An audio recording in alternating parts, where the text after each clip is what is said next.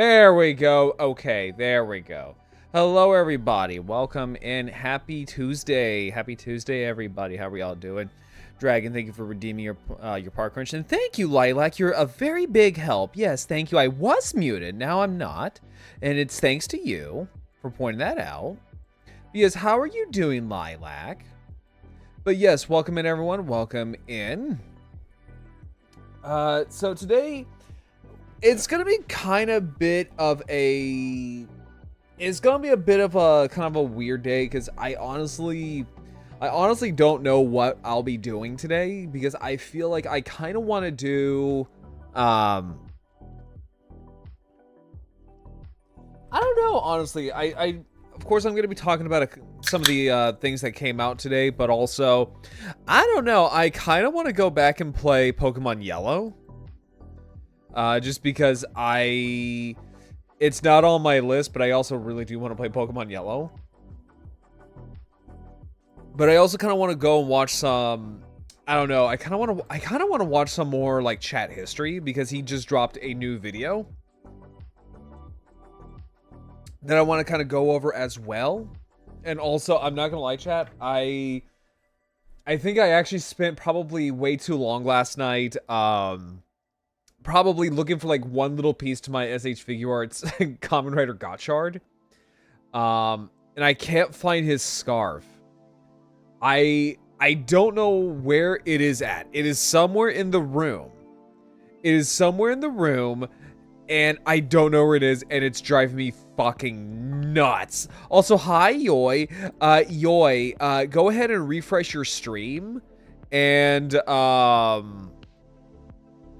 look at your new role. Yeah, look at your new role on stream. The thing is, like, I wish that there was more slots for VIPs. Because I want to make all my friends and, like, all my veterans here a VIP. But sadly, I am not, like, a partner right now. So we're gonna have to make some sacrifices. But yes, so I want to kind of go over some things today. And just kind of chill. Just kind of see where things are going to be going. Because I'm going to be real. This whole week and subsequently this past weekend has been insanely chaotic and insanely stressful for me. Mainly dealing with, like, say, with my car basically being totaled, more or less. No, I didn't get into an accident, but it was more of like basically my car's engine is not doing very good, and it's almost completely flatlined. So that's pretty much why stream on Saturday was canceled. Just because it's been extremely stressful. So, I mean, like, with that being said, no, so we're gonna get back into building our Liger Zero Blue Soga this weekend, because I still am dedicated on trying to get that finished, trying to get that knocked out. But outside of that, yeah, no, that's the reason why there was no stream Saturday, Sunday, or like yeah, Saturday and Sunday. But now, you know, things are slowly moving along, and I'm not gonna lie, things are going to suck for a hot while. And I mean, it's one of those things where it's just like you kind of have to just kind of roll with it. So just kind of wanted to give you guys a little bit, you know, up to speed on how things are going along. Because I know some people were a little concerned that I cancel streams so abruptly. But yeah, for right now, I am, for the most part, I'm fine. I'm not gonna lie. I'm not gonna lie to you, chat. I did kind of like almost pound an entire case of Dr. Pepper Zero just because I was so fucking stressed. Like, so that's kind of like my biggest crux with how I handle stress, and it mainly had to stem from like back from whenever I was a kid and I would stress eat.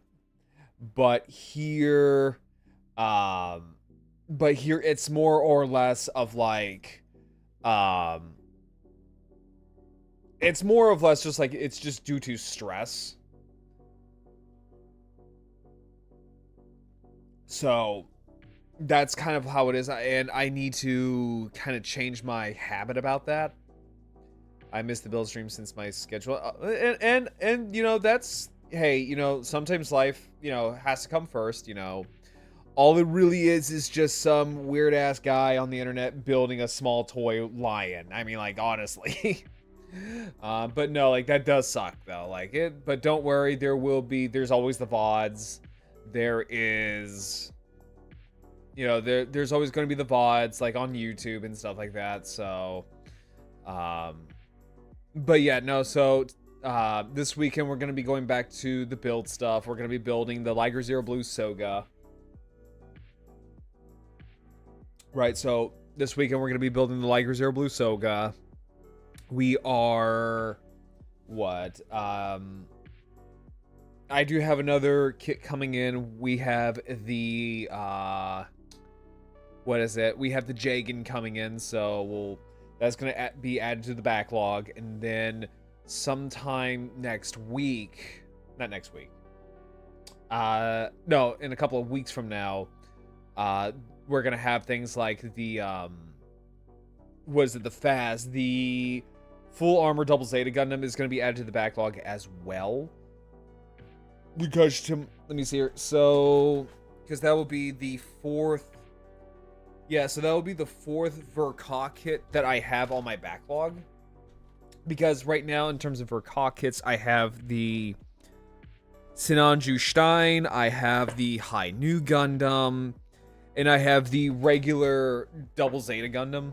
So the difference between the FAZ and this one is that the FAZ does come with a large particle beam cannon. So that, and I think it's like the color schemes are different as well for the FAZ.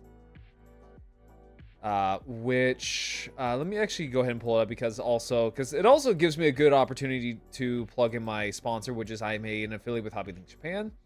HobbyLinkJapan is your #1 hobby store in the world for all of your anime figure and your Gunpla needs. So if you like things like Zoids, Gundam, and stuff like that, HobbyLinkJapan is your #1 source for that.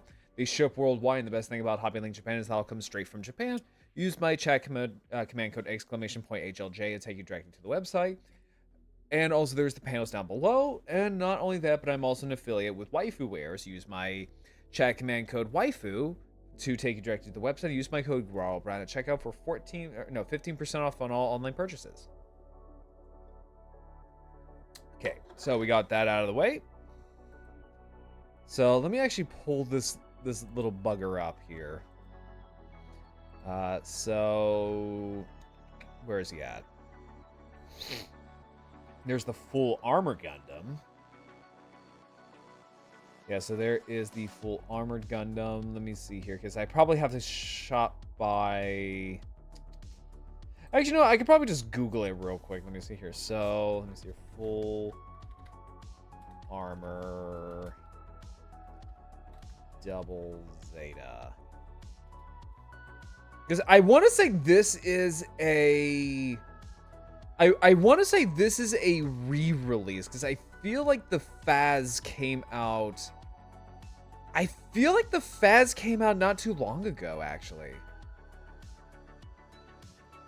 Yeah, I feel like the FAZ came out, like, not too long ago. But basically... Oh, excuse me. So, yeah, basically, the Full Armor Double Zeta Gundam is essentially just the Zeta, or the Double Zeta, except it comes with a giant beam cannon.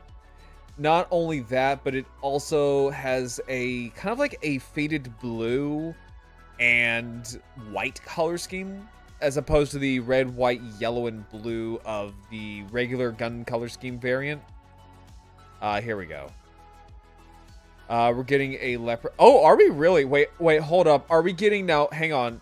Are we getting a high grade or a master grade? Because if it's a master grade, I will jump on. Actually, I take it back. If it's Gundam X, I will grab anything. It's a high grade. Normally, I don't collect high grades, but it's Gundam X, and good lord, does it need more representation? I'm gonna be honest with you. But yeah, so this here is the full armor double Zeta, also known as the FAZ.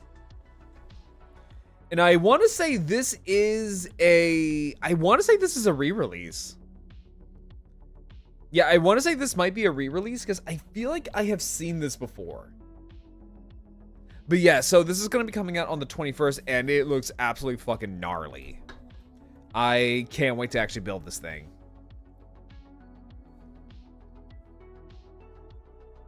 It does make me want to kind of hunt down the Verka Zeta, because I have the Verka double Zeta, and then of course we'll have the Verka FAZ. But yeah, no, this looks really nice. This looks really, really nice, actually. So that's all of like the armor bits of the FAZ. There is its large, like, almost like mega particle cannon. So these are just kind of like all the weapons. And it does look, and this does look really, really fucking nice. Like, this is going to, so if anything that the double Zeta has shown me is that this right here is going to be an absolute monster of a kit to build. Especially when we have more parts. Especially we have more parts to go with. So, yeah, no, I have a feeling the box is going to be huge, and this thing is going to be a monster. And honestly, I cannot wait to build this. And also, let me check that out, Paleo. Let me see here. Hang on. Let me check that out here real quick. Let's see here. High grade. What was it? The Leopard Gundam. Let me see here. Let's see here. Gunpla news. Let me see here real quick. I know the the Kshatriya is getting a master grade SD kit.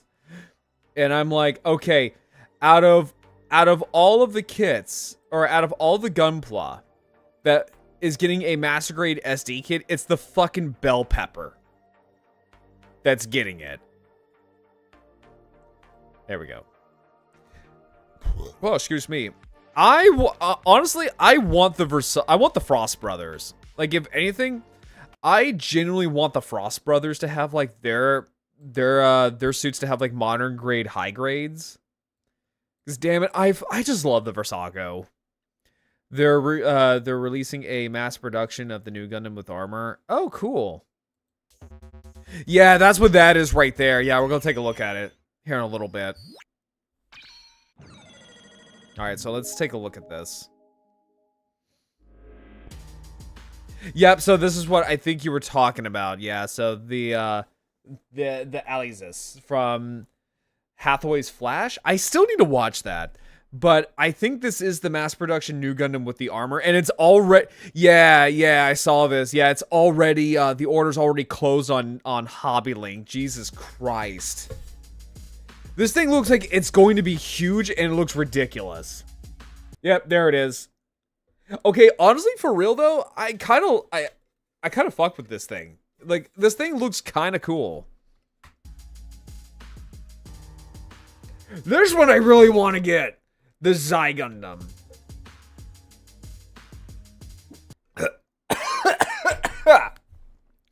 Yeah. Oh god, I'm dying. Yeah, so this right here looks really sick. So it's coming out in April for about 7,000 yen. Oh god, excuse me. Okay, so they're all from Hathaway's Flash. I need to sit down and watch it then.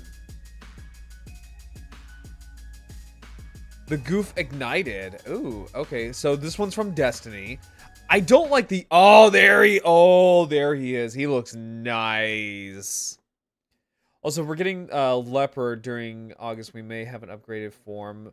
Honestly, I kind of hope so. What was the upgraded form of the Leopard? Was it just called... Was it the Leopard Da Vinci? I want to say. But yeah, no, that just looks nice. And then there's the Kshatriya. There's the angry little bell pepper. Yeah, there's our angry little bell pepper.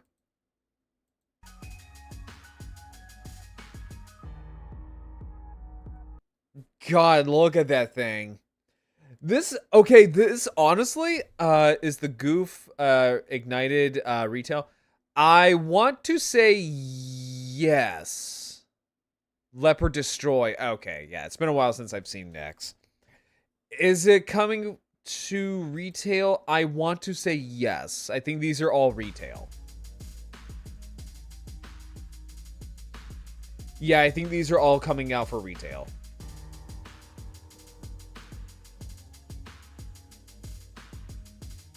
That just looks so nice.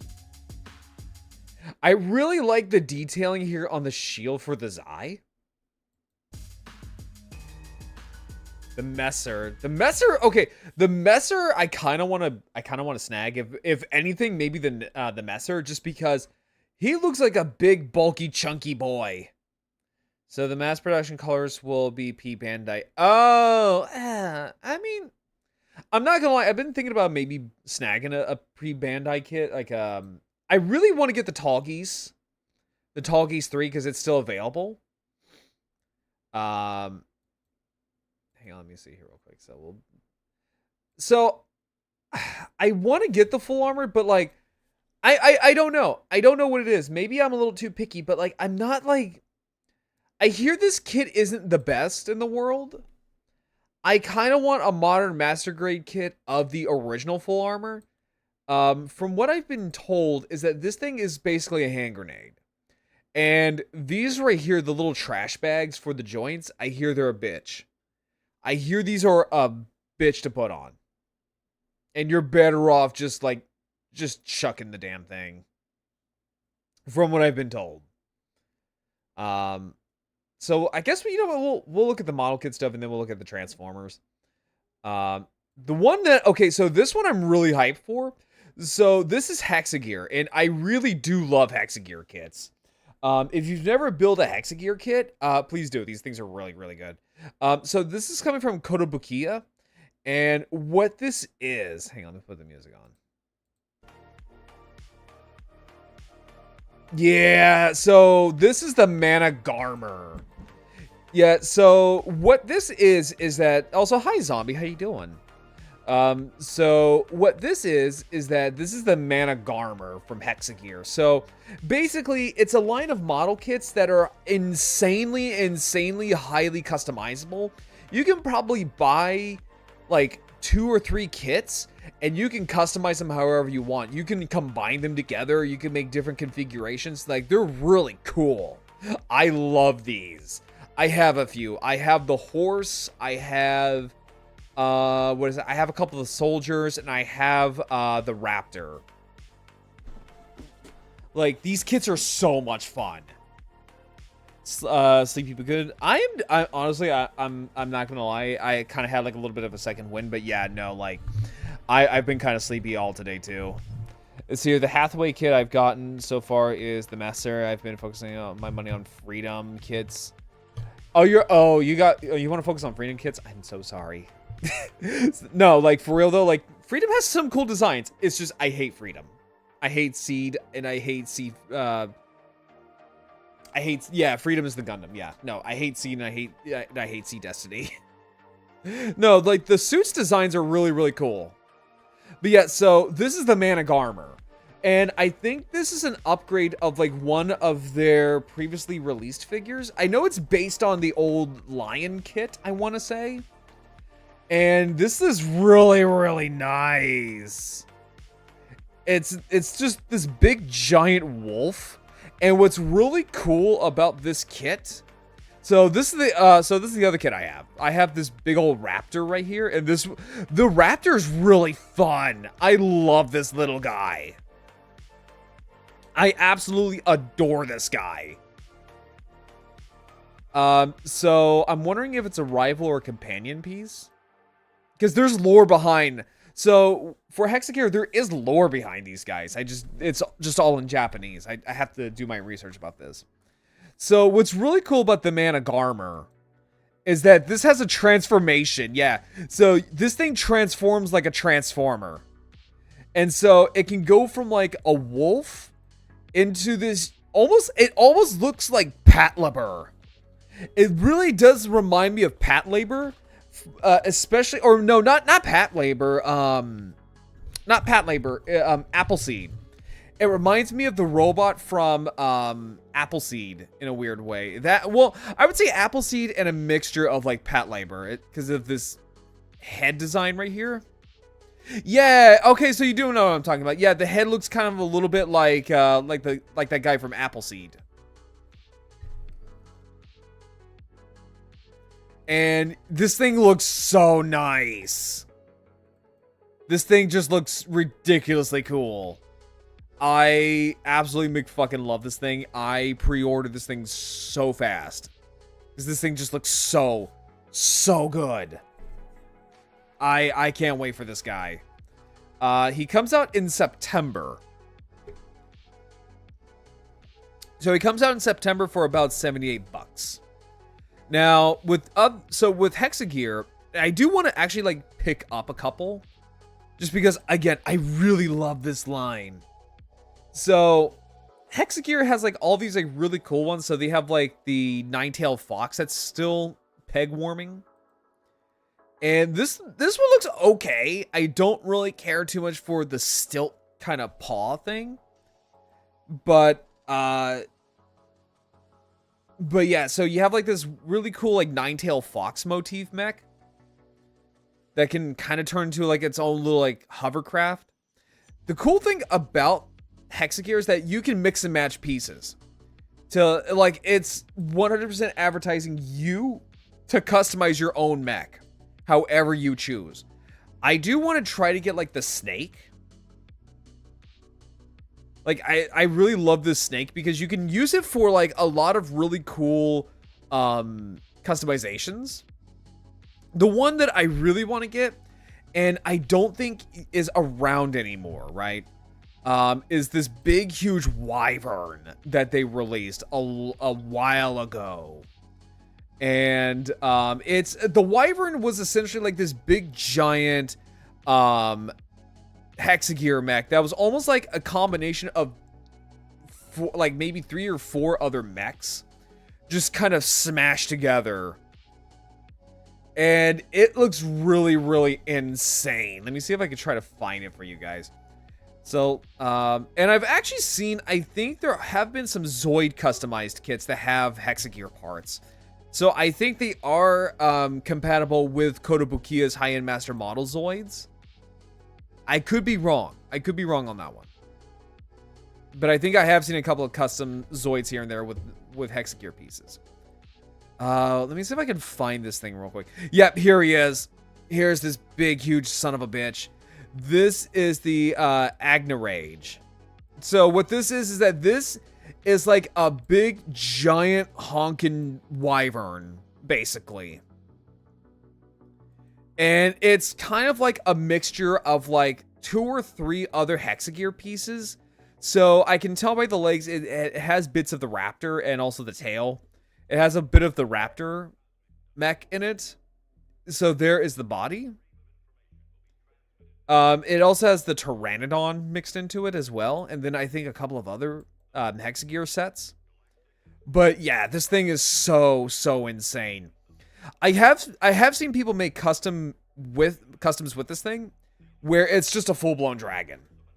And it looks really, really good. And I'm sad because I can't seem to find this guy anywhere. And I wanted this thing for a long fucking time. If I ever see this thing at a con, oh, I'm snatching this. Oh, I am 1000% snatching this thing. So then we have this one. So this is a new one. So this one is Zenith Reveal. Or Zenith Revel. It's essentially just this big giant eagle. Or a giant hawk. And I adore this thing so much. You hear that a lot from me. Like, when it comes to Hexagear, I adore these kits. I adore these designs. This design, like, a lot of the stuff from Hexagear gives me a lot of vibes of, like, Armored Core mixed with Horizon Zero Dawn. And it looks to be, like, the rival of the big giant wyvern. So, if I can find this guy, I do kind of want to pick... Again, I do want to kind of pick him up, though. So, this is the raptor that I got. So, this is Voltrex Wrath. And this guy was fun. I think I built this guy off stream, and he was fun to build. He's a little finicky in certain areas, like these guns here don't really want to stick on all that well. Because they actually are metal pins that hold them. But it's really, really cool. This thing is so fucking cool. And you'll just hear that a lot about Hexagear kits, is that they're just really cool. So here is Wrath next to the regular Motorex, which is just a big old raptor. And so there's like, you can tell there's some slight deviations, like it has a whole different head sculpt, which is funny because like this thing actually does come with parts to make this. Not all the pieces, but it does come with parts to make it. Like you do kind of have like pieces to make the head crest. And I want to say the feet. Yeah, I do want to say the feet as well. The only differences here is that Wrath cannot turn into a motorcycle, while Motorex can. And also, this is also a really good one too. This is also like a kit that I do want to pick up as well. So this is, I want to say this is the Wolf, the other Hexagear Wolf that they released. Yeah, so Lord Impulse, I believe it's what it's called. Yeah, Lord Impulse. And again, really cool because you can turn this thing into, I want to say either a wolf or a lion. And then this really, really, really cool like motorcycle. Like Hexagear is just so flippin' cool. And I want to get it so badly. Okay, so here we have the Mesmer, or the, I'm sorry, not Mesmer, the Messer. Yeah, it is giving Panther vibes. It is getting, and the other thing though, like unlike Zoids, right? So unlike Zoids, they really won't break your wallet like Zoids. Like, I love the Kotobukiya Zoids, but yeah, no, a lot of them, they will break your fucking balls and your wallet. And then smack you in the face on the way out. So yeah, this is the Messer. And it is coming out in... So it's already... So the order's already sold out, I guess. But it's going to be $26, and it's going to be coming out in September. Or no. No, July, I think it is. No, May. I'm sorry, I can't read. May. So we have... So this is coming out in May. And then we have the Zai, or the G Gundam. And this one is going to be a big boy, just by the looks of it. And it's going to be about $53, and it's coming out in April. And I wonder if they will open up the slots again. I don't know. I don't know. But, yeah, so it's going to be for $53, and it's coming out in April. And this looks really nice. Now, I have seen this thing pop up in pictures here and there, so I'm not too familiar with this Gundam. But a lot of people say, like, it's a huge kit, and it's a huge mobile suit in general, so that's going to be interesting. And I think it also goes with the Penelope. So this fucker. So this goddamn fucker. This one is the azaleas, or the alzias. And so this one's going to be coming out in, what is this, in April, and it's going to be about $92. So I'm thinking this is probably going to be the big seller mobile suit kit of this year. I can already tell. Hi, Yoi. How you doing? Yeah, Yoi, do you see your little VIP badge? You see a little VIP badge there?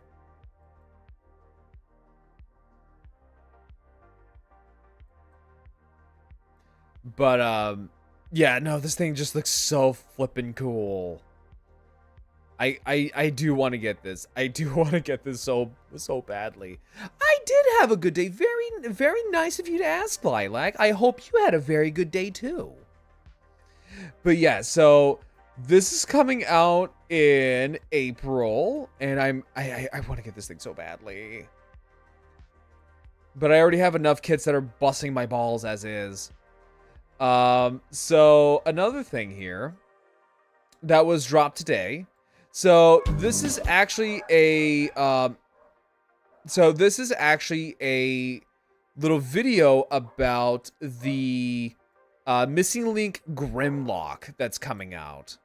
And this one I've already kind of pre-ordered. This one is coming out in July. So this one's coming out in July.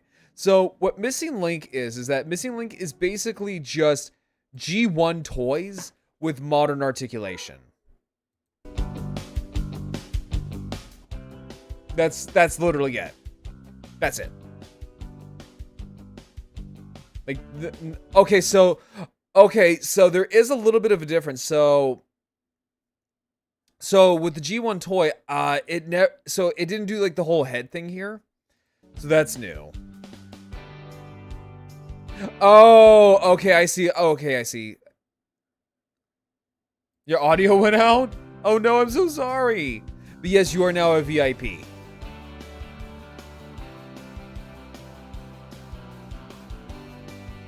Okay, so it still kind of does the whole, like, pull out the hip and then pull down the legs.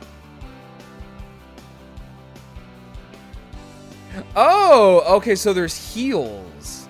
Yeah, so that was another issue I had with my G1 Grimlock, is that there are no heels to this thing. So basically what happens is that he has so his feet are very weird. So he has no heels, but yet the feet are very long, because all of this has to be T-Rex kibble. Like, this has to be like basically the back end of a T-Rex. And then on the original toy of Grimlock, the head would sit way back. Like, it would not be even on his shoulders. Like, the head would be like recessed so far back into his spine. So this is actually really, really nice. So yeah, that's basically what Missing Link is. So Missing Link is, like I said, just the G1 toy from the 80s, but with modern articulation and better quality plastic. Now, I think there might be die-cast metal, because I think that's also kind of a thing that they did as well. Where, so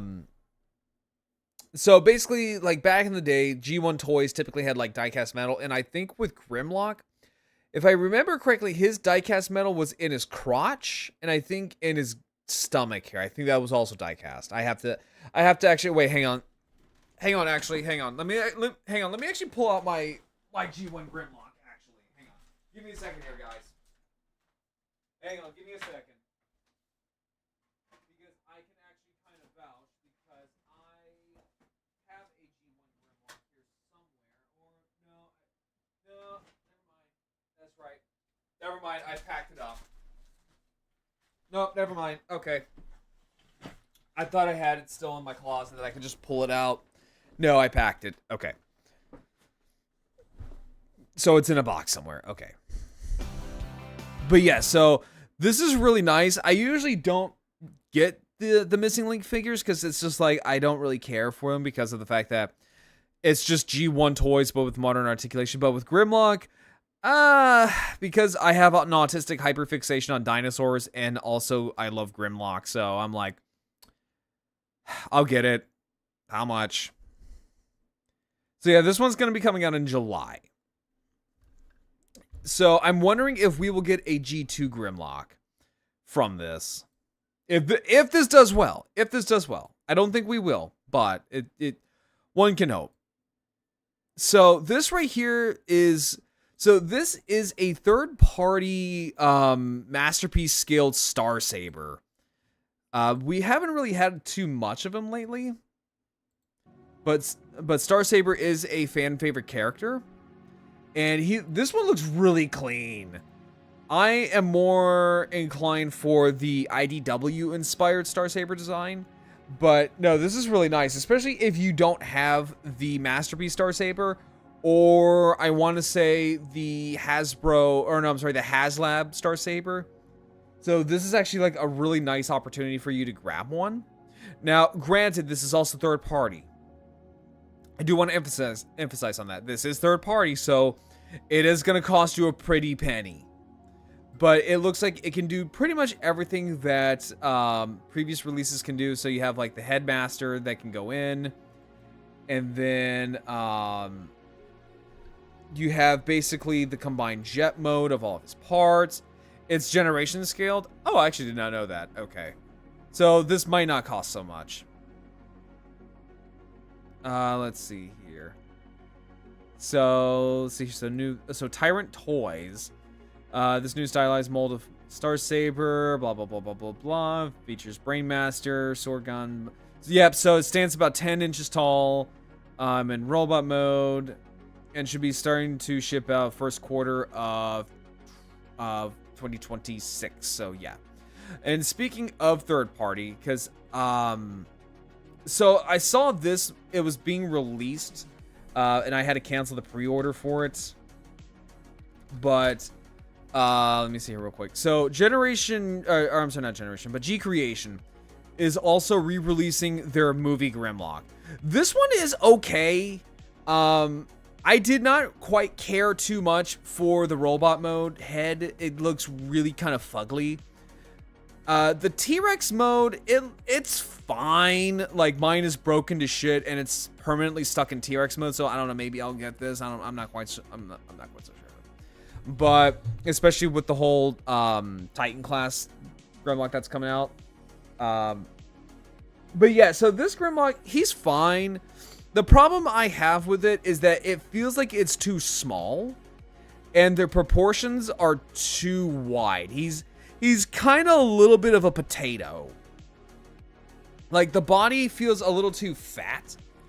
And, yeah, he just kind of comes off as a little bit of a potato. But he's fine. I mean, like, if you want, like, a good movie Grimlock, like, I would say this is probably like, your definitive Grimlock for the movies. And this one is this one's the budget version. So, or the value version. So, yeah, it's going to cost a good bit of chunk of change, but the only difference here is that the value version and the movie series Wrath, or just the regular edition, is that it comes with... Okay, so that's new. So, yeah, it would come with an Optimus Prime.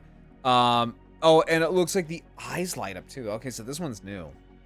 But, yeah, so basically that's kind of it's kind of the difference here, is that it would just come with an Optimus Prime. That's about it. It's heavy. It has a ton of die-cast metal. Like, this thing is just a big chunky potato. Okay, so the shield is improved as well. So that's interesting. Honestly, I don't know. I might pick it up. I'm not sure. But it looks really nice. And then also, these are coming out soon. I think these are coming out soonish. So these are genuine knockoffs. Like, these are full-blown upscale knockoffs of the Masterpiece Grimlock. I have the toy version of this guy. So the Masterpiece Grimlock has been around for decades, and it has been knocked off to shit. But occasionally these things will pop around, so this is an oversized version of it. So basically they just took the original Masterpiece toy and just blew it up a little bit. So this one is more based on Grimlock in the cartoon, whereas this one is more or less based off of just, I think, the toy version. Either the toy version or it just has see-through parts. So the one that I have, it's called the Chrome version. So let me see if I can find it real quick. Yeah, so this is what I have. So this is the kind of like the Chrome version. I do want to get the one that's more based on the cartoon just because I'm not gonna lie, I love picking this guy up and just playing with him. He's fun as fuck to just pick up and transform. But the problem is that I don't want to wear down all of his joints, and also the paint is really, really fucking pretty. But good lord, is it a fingerprint magnet? It really fucking is. It is insane of just how much vacuum chrome is on this guy. Let's see here. But also, so here we have the movie Masterpiece scaled Sideswipe. So we are getting both the Sideswipe that appeared in the movies, and I think the red Sideswipe is what he was supposed to look like in the movies, but we never got it. So what this is that it's just a color swap. That's it. And now that I see it like in hand, I don't know. I still might prefer the silver. This is just too much. This is just too much red. Like, I don't know. Maybe, I don't know, put like some blue headlights or something just to kind of like break it up a little bit. Or like give a little bit of extra paint to the head to make it so where it's just not just red. Like maybe some silver, like a silver brush or something. Just something to break it up. But these are really nice. These are going to be small too. So these are going to be small. I have the Studio series of this guy, and honestly, he's fine. Like, if you have the Studio series Sideswipe, it's fine. You're okay. But if you don't, then this is a good opportunity. So he turns into a concept Corvette Stingray. And also, Sideswipe is probably one of the only few movieverse characters that I can actually stomach to look at for a long period of time.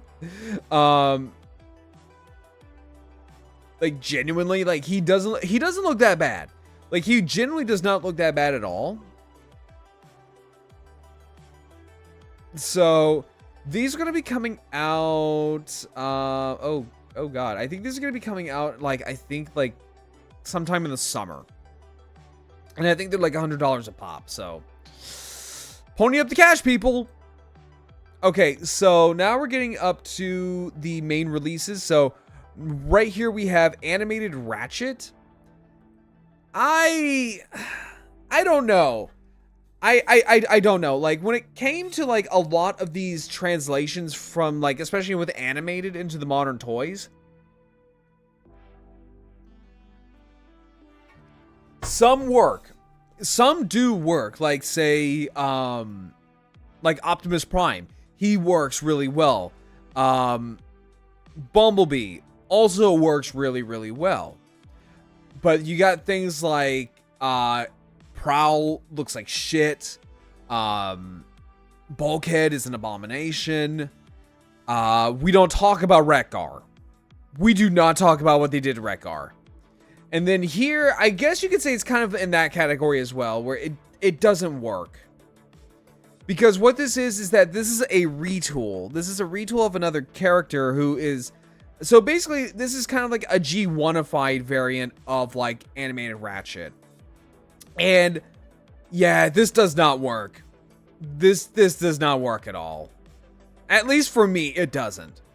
Because the whole point of animated Ratchet is that he's supposed to be like this short, kind of like this short, like, grumpy old man. And I don't see that. I see maybe young animated Ratchet. So Ratchet in Transformers Animated was a war vet. And yeah, he doesn't really, this toy doesn't really convey that. It conveys Ratchet when he's younger, sure, but not when he was like a grumpy old man. The head sculpt, I will say though, the head sculpt for this figure, spot on. Spot freaking on. That is animated Ratchet. It's nice that he comes with his little pulse rays. That's cool. He comes with a backpack full of accessories. Again, that's cool. But this ain't Ratchet, Chief. This is not Ratchet. Same thing goes for a lot of the Prime characters because they're still kind of like G1-ified. And this doesn't work. This really does not work. Like, I feel like when it comes to the Prime, I feel like especially with the Prime characters, it's a lot harder to translate to a modern figure. But yeah, here, especially the car mode is fine. The car mode's fine. It's just Smokescreen just he doesn't look like Smokescreen. He really does not. But I can see the attempt. So now we get to Power Glide. And he's kind of cute. I like him. So he transforms into a A10 Warthog, which is actually my favorite plane. I love A10 Warthogs. And he does come with like a little mask from like one episode of the cartoon. That's such a weird little accessory. And it's so weird that that's the only real pictures that we have of him with this goofy ass mask on. Now, here's another one of the Primes. So this is Liege Maximo. And apparently his missiles right here are a very deep dive because apparently these are based off of spaceships that he had in the comics. So that is a very big deep dive. So he looks fine. I'm not picking him up. He just looks like a spiky avocado. Honestly, he just kind of looks more of like just a very spiky ass avocado. Now, this is the one that a lot of people were kind of up in arms about. So this is Nexus Prime. Right? So this is Nexus Prime. So he's the Prime, or I guess you could say the god of combiners, right? And when he was first announced, his pictures didn't really do much. Because the thing with Nexus Prime is that, and I left a comment about this on like TG Omega's videos, is that he is definitely like the most guy to ever look like a guy. This is just John Autobot. This is Mike Transformer. He looks like the most generic, boring Transformer you can think of, right? He really does. He looks like, honestly, he does kind of look like something that you would see like an AI would make, right? Like if you were to put Transformer in like, say, ChatGPT, this is probably what it would burp up, right? This is something that it would probably more than likely burp up. So yeah, it's not the best. However, now the thing that they didn't tease in, I believe it was like the first initial, so like the initial images of this guy, was that he does have a combiner mode. And hell, even his play mode doesn't look like much. It literally looks like there should be another half right here that they just like completely yoinked off. And yeah, especially when you take off his wings, like he just looks like a dude. Like he just genuinely just looks like a dude.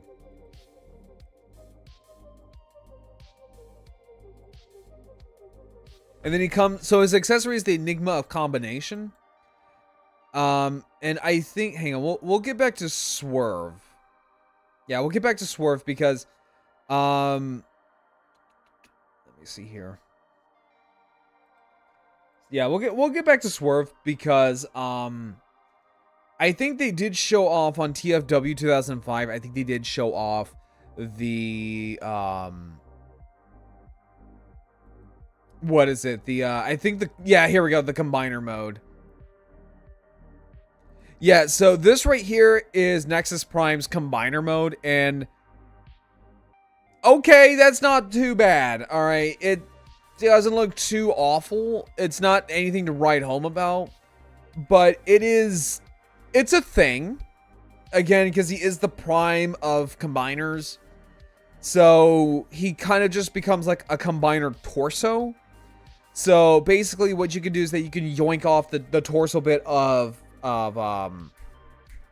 Superion or Onslaught or Menasor and leave their trailers on.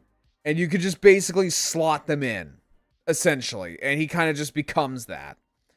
It's not the best thing in the world. I would have honestly preferred if he was like, I don't know, maybe like a box set or something like they did with Star Convoy. And just kind of make him like a designated combiner, you know? And maybe have all of his vehicle modes be of different types of vehicles. You know what I'm saying? But, I mean, it's a thing. It's an attempt of some kind. Right? It's a thing. Again, something I'm not really going to be picking up because I'm just, when it comes to Transformers, especially when it comes to modern Transformers, I'm super choosy because they're so expensive now. I have to be super damn choosy of like who I want. So getting back to this. Right, so getting back to this. So here we go. So we'll have Swerve here. He looks cute. I think this is IDW Swerve. But if memory checks out, I think this is IDW Swerve. I'm not sure. But he does look really cute. He is one of the original mini bots, not mini cons, but mini bots. A little bit of a difference. But yeah, he's cute. He's a cute little guy. And then Liege Maximo. We've already kind of took a look at him before. So his alt mode just looks like a spiky, like, avocado. That's what it looks like. I'm not really digging him. I don't really like him all too much. Apparently, like, I guess Transformers lore is that he is kind of like Loki. So he's like the god of lies and tricks, which is strange, but okay. And then we're back to what is it? Then we're back to, I think, where we were before. Where's that at? Oh, here we go. Okay, so this here is Prime versus Cliffjumper, and he's okay. He's not bad per se. I'm still not really digging the whole like G1ified versions of like certain characters because sometimes it's very hard to translate. DNA design is going to be eating well when it comes to Nexus. Oh, absolutely. Oh my god. If they don't release like a full-blown combiner set for Nexus, I will be disappointed. I will dead ass be disappointed in them. Because that is like ripe for the taking.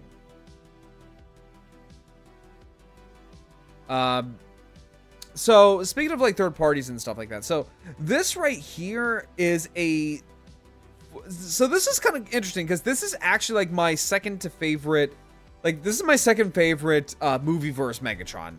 I really love this design for Megatron. I think this looks really cool. So this is, I want to say this is a knockoff of the 3-0 movie Megatron. And it looks stunning. Like, this looks stunning. I have one other knockoff of like a 3-0, and that is Nemesis Prime. I don't know who it's from though. Does it say? No, it doesn't say. No, it doesn't say. But yeah, no, this just looks stunning. Like, that detailing is immaculate, man. Look at that. It's got the nice, like, LEDs and the jet engines. Oh my god, this looks just delicious. This is the only other Revenge of the Fallen Megatron I have is the knockoff of the Studio Series version, and it's okay. But like, this is perfect. I need something like this. And speaking of DNA designs, let me actually take a look at them real quick, because I think they're gonna have some new stuff that's coming out. DNA. Yeah, here we go. So here's all the stuff from DNA. So yeah, no, if they don't release like a, so if they don't re-release, if they don't release something that is for Nexus, like say a full-blown combiner kit for the guy, I'm not gonna lie, I will be disappointed, because that's a perfect opportunity right there. Perfect opportunity. They don't even need to transform into robot modes. Just transform them into limb modes that are actually, you know, good. But yeah. So I'm also going to take this opportunity to go on a break. I'm sorry for those who are in ad break baby jail. I'm going to take a quick little break. And then when we get back, so when we get back from my little break, we'll figure out what to do next. So I will be right back, everybody.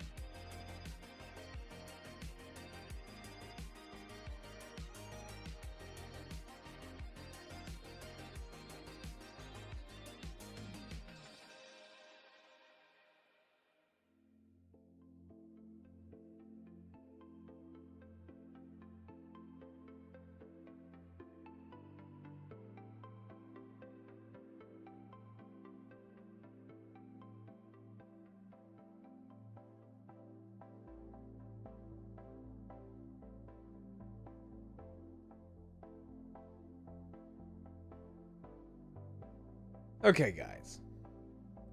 All right. So, let's watch a little bit of chat history, shall we? Embarrassing? Let's watch a little bit of chat history, because I love this dude's videos.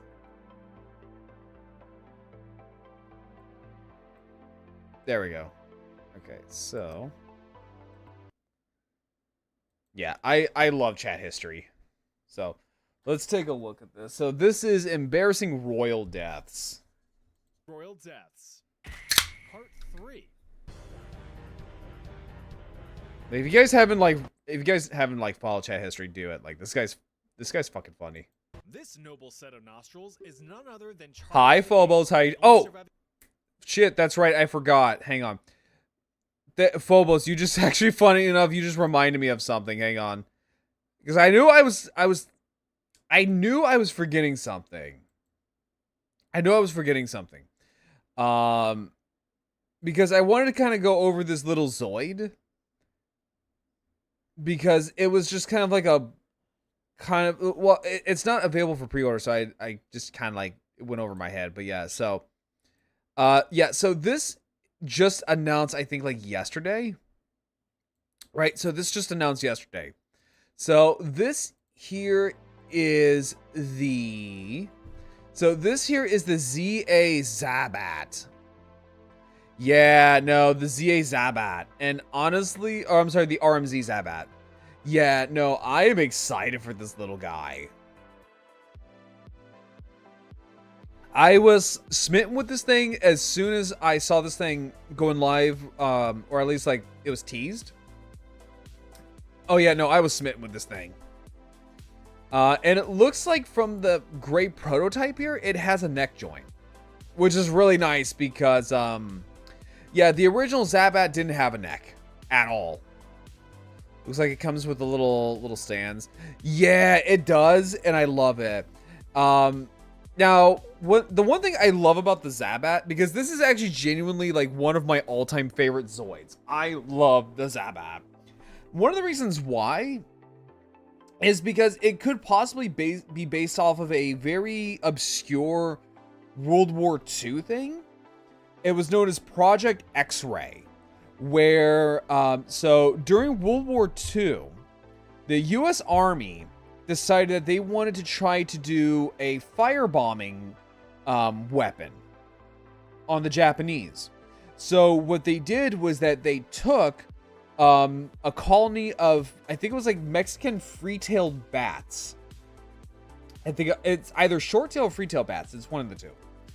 And so what happened was that they, what they did was that they attached tiny little canisters of napalm to these bats. And what they would do is that they would go into Japanese harbors, and at night, or no, not, it was either on boats or they would just drop them from like a plane. But basically at night, they would let the bats fly. They would let them roost in the morning. And then the following night, when the bats are awake and they fly out, the napalm canisters would detach from the bats and would set ablaze Japanese cities. Well, that's kind of what the Zabat does.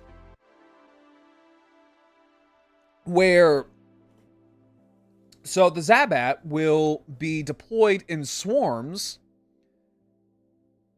It backfired a ton. Oh, it did, yes. What happened was that the bats got loose, roosted. They couldn't find them, so they roosted somewhere on the base, and it did exactly what it was meant to do, except it backfired and a bunch of army base buildings got set ablaze. And so the army is like, nah, we ain't doing this no more. The Marines were like, we can work with this. So that's the history of Project X-Ray. And so with the Zabat, it kind of does that. Yeah, the consequences of our own actions. Yeah, no, exactly. So the Zabat, what it can do is that it will deploy from Whale Kings, and they will swarm enemy Zoids, and if you're a ground troop, they will deploy these little pod bombs, just like Project X-Ray and the Bat Bombs. So that's kind of cool. That is actually really cool. And it's actually surprising. I don't think any other Zoid fans have actually made the connections. I don't know. I feel like I might be the only one who has made this connection. Was also one of the earliest drones to appear that weren't sleepers. Oh, were they really? Okay. Yeah. So the more bat-like head is more or less the drone head. This is the actual piloted head, which is funny because this actually kind of reminds me of like another type of bat, because there is a type of bat that has a very long schnoz. So, yeah, because they predate Bloxzoids, which which have many drone types. Yeah, because you have things like, technically, I think like what, Fire Phoenix can be considered a drone type as well. I mean, like, any of the Bloxzoids can kind of be labeled as a drone type. So, plus they're artificial Zoids, so you don't really gotta worry about them because they have artificial Zoid cores. So it's like, it's okay if they die. But yeah, so I wanted to kind of go over that as well. And also, so this came out as well. So this here is the, this is the AZ Liger Zero X. So, well, more specifically, this is the Liger Zero X and the X armor, which is really, really snazzy. It looks so sharp. I love the X armor. It's really nice. Yeah, and like, isn't the X like a stealth-based armor as well? Which, honestly, this is what, okay, for, you know, when it comes to Zoids and their stealth stuff, this is what you do for stealth. This is stealth right here. So this is a low profile angular armor set, and it's done up in like midnight blue. So here's the thing, if you ever want to go on stealth missions, that's what you do. You don't have active camouflage like, say, the Hellcats, who have big, bright, please fucking shoot me colors. Right? Like, you don't have big, bright, please fucking shoot me colors. This is sleek, this is low profile, and midnight blue. The reason why, and this is just for stealth in general, right? This is just for stealth in general. So when you want to do stealth things, and this is something that a lot of things get mixed up in media, when you go for stealth, you don't go with grays. You don't go with black. Weirdly enough, you don't go with black. Black can work, but black can only work in places where there's a lot of lighting or a lot of light pollution. But if you're going out in the woods and you want to be stealthy under the cover of night and you don't want any detection, you wear midnight blue. Because at night, where there's zero light pollution, you wear blue, because that's the color of the night sky. That's also the color of your shadow. So you actually blend in more with this color scheme. Except for the gold accents, but that's neither here or there.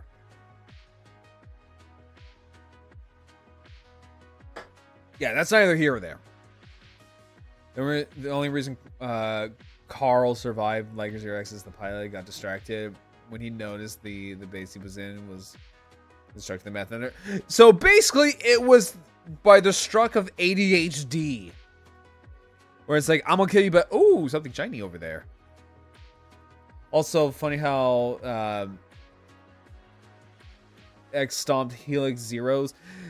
Well, that is actually kind of funny. Well, I would imagine because these things can go in and out of, out of a base undetected. Because again, it's stealth based.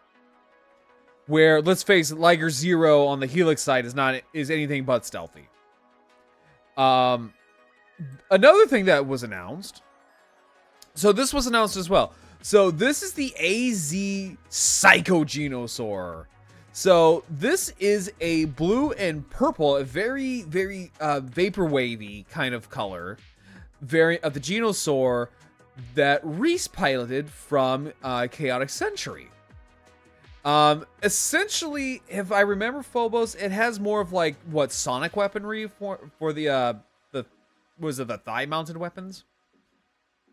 I don't know. It's something that to involve with Reese, and she's got some weird shit going on. But yeah, so this is one of the very few times we actually have gotten a Psychogenosaur, because the only other times I can think of was the HMM release. And yeah, good luck getting that thing on the aftermarket. And also, if you want to buy they're hologram projectors.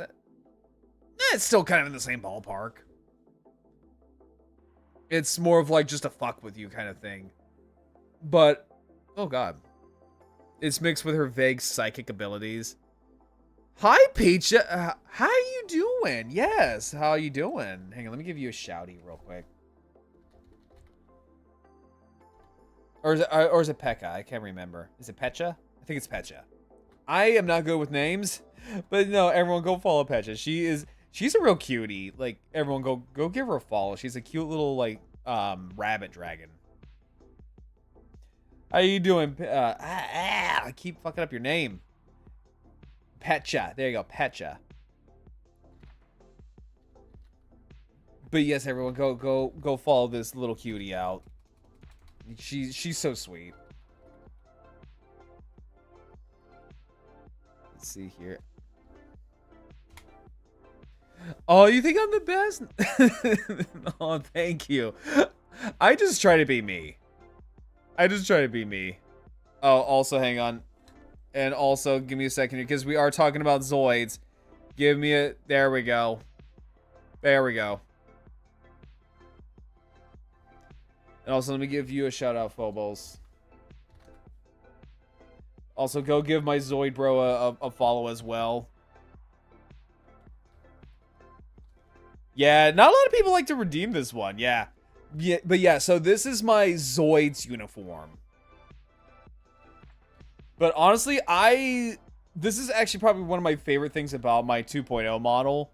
Just because I actually have a Zoid's outfit. Also, Casey, thank you for redeeming your park entrance. Thank you.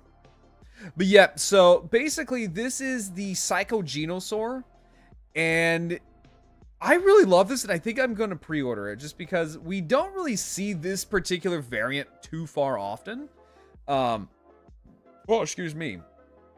The only other times that we ever really get to see it is in the HMM line, which yeah, good luck trying to get this thing on the aftermarket because, oh boy, yeah, no, you better have a good, you better have a good wallet on your hands because yikes. So there was another thing that was Zoids related that was just released, and let me see if I can find her real quick.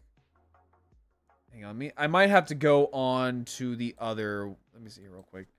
Let me see here. USA Gundam store. Hang on, let me see if I can find her real quick because it's a really cute little figure. It's Zoids related, but what it is that it's part of their new Metamorphers line. Why can't you? Why are you being like this? Why are you being a bitch? Hang on, let me see here. Let's see here, Zoids Metamorphers. Hang on, give me a second here, guys. Give me a second here. Oh, I guess USA Gundam store is down for maintenance or something like that. Okay. Here we go. Okay, so I don't have any in-hand. I don't have any in-hand images of this little girl, but yeah, so this came out recently. So this here is the Zoids Metamorphverse figure. She's really cute, and apparently she's a VTuber. Yeah, no, this is just a full-blown VTuber. Mine hasn't shown up yet, HLJ, but I pre-ordered it. Nice! Yeah, the Kotobukiya, is this the one Zoid that looks like a Zoid to me? So what you're talking about is the Mana Garmer. Yeah, hang on, let me actually pull that one up too. By the way, my new PC is supposed to be here on Monday. Expected to... Oh yeah, no, like you're totally fine. You're totally fine. Yeah, so this right here is the Mana Garmer. we've already went over this, but we can go over it again because this thing is just fucking gnarly. Yeah, so this is the Mana Garmer from Hexagear. And it's basically kind of like a true transforming Zoid without being a transformable Zoid. So this is why must all treasures be so expensive? Petcha. Welcome to my world. This is my hobby. My hobby costs me. I don't have kidneys anymore because of my hobby. It's true. I don't have fucking kidneys anymore. Just don't ask how much my King Gojalus was. Please don't ask. It's my holy grail, and I don't have a pinky toe because of it. But no, like, yes, no. A lot of good hobbies are expensive. Let's see here. Oh no, you're fine. Who the fuck buys Rex kidneys? You'd be surprised. You would be very surprised. But yeah, so the Mana Garmer is a really, really cool model kit, and I'm pre-ordering this thing. I've already have this pre-ordered. Now, what's really cool about this is that it can transform into what looks to be like a weird hybrid of like Patlabor, Zoids, and Appleseed. Like, this thing is just gnarly. I adore this thing so much. I love this thing a lot. I'm going to pick it up, and I'm going to love it. And I'm assuming this is another one of them. I think this might be its sister unit. I don't know too much about Hexagear. It might be. Let me see here. Maybe. Or this might... Or, no, this might just be like another unit. I think this might just be another unit, but it looks to be like another transformable, words. What are words? But yes, so it looks to be like it might have a sister unit. Let me see here. Cause I know it has a, this might be it, but no, that can't be it. No, that's just the Ray Blade. Oh, that one's weird.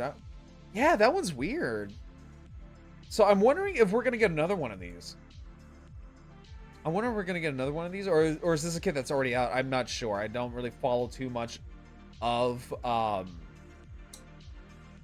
Hexagear. But the one cool thing, and I mentioned this earlier, is that seems like Hexagear is kinda, sorta, maybe.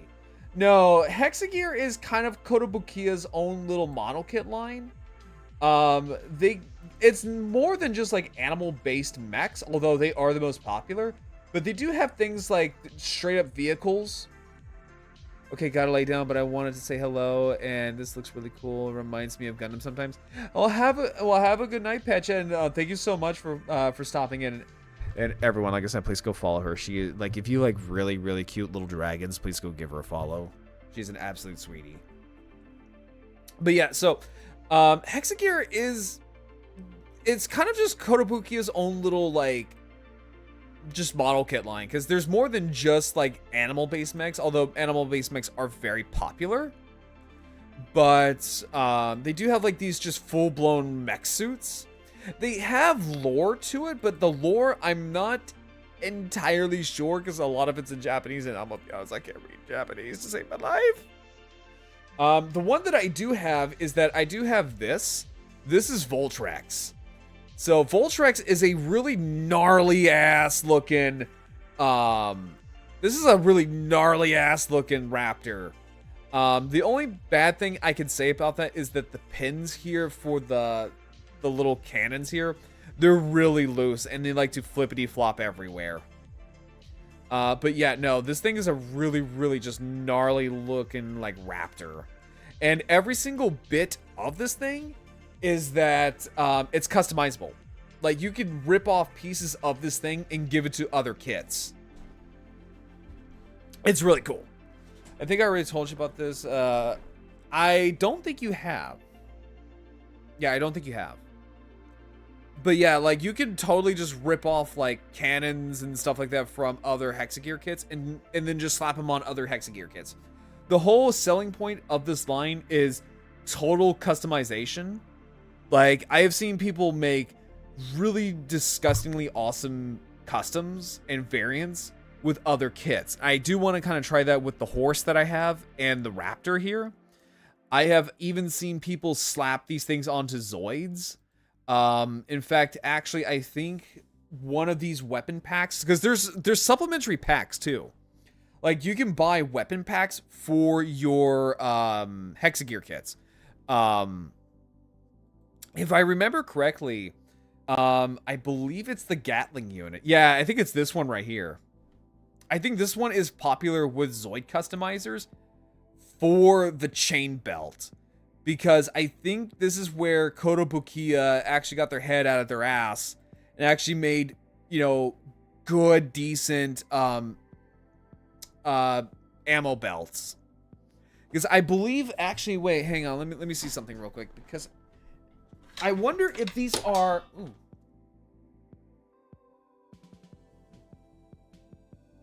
Oh, sorry, my SH Common Rider 01 just took a nosedive. Making sure nothing like broke. Let me see here real quick, because I believe these are the same kind of belts that are on the Gojless the Ogre set. Yeah, yes they are. Yeah, no, I'm literally looking at my Gojless, and these are literally the same belts. Yeah, these are literally the same belts. So yeah, no, these are... So that's probably why these are very, very popular with Zoid Zoid builders, is that they're a good substitute. Well, yeah, because I bumped my salamander. Yeah, I bumped my salamander, and I thought I was going to topple him over. Also, Phobos, thank you for the 4 biddies. Thank you. A jump into the sky. A jump into the sky turns into a rider kick. The 01 probably. Yeah, no, that's why I nearly had a shit my pants moment, because if the salamander, like, if that thing took a nosedive, I will actually fucking cry. I actually would. Does that happen every time? No, usually whenever because I'm a big dumb idiot and I am very clumsy with my toys. So whenever I was grabbing my Gojless, I accidentally bumped my salamander's wing. And his cannons are still kind of folded out, so I thought I clipped it. Let me see here. No, I meant the cheer noises. Oh, yeah, that's from Kamen Rider Revise. Yeah, no, that's from Kamen Rider Revise. So the jingle is like buddy up whenever they henshin, basically. Yeah. Yeah, that's literally from the show. Also, thank you for the 3 more biddies. Yeah, that is my favorite Kamen Rider show of all time. I love Revise. Yeah, so Revise has a very, very special meaning to me, from the themes of it being like family and dealing with inner demons. It is a very personal Kamen Rider show for me.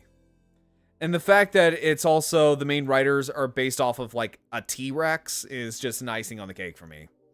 But yeah, so these kits right here, these are very popular with Zoid collectors just because they can use these for mainly the Dark Horns. I've seen a lot of people use these for, for like the Dark Horns, for the Gatling lasers. But I have seen people use Hexagear kits for Zoid customizing. Like, you can make some gnarly ass customs with these kits. I think I have seen a Japanese collector start to use the Sieg Springer as like a template for like an Arudios. Like, that's about as close as you're going to get to a modern Arudios. And honestly, this kit right here is not bad. Like, I honestly have this kit. Love it. Absolutely love this kit to death. And what's really cool about it is that it does come with like these little effect parts that kind of give it wings. So it has like this really cool like Pegasus mode. Let's see here, and I'm just passing, and I'm remember that those are the two catchphrases of my two favorite common writers. Oh, that's I want to say that's what, Kabuto? I think the first one's Kabuto, or that might be Akito or Kuga, and then the other one's obviously Decade. But what's really interesting about this kit though is that you can kind of take it apart and just do whatever you want with it. But what's really cool, and it's actually the reason why I got the Knight, is that you can make like this really cool mechanized Knight Centaur. This is really, really disgusting.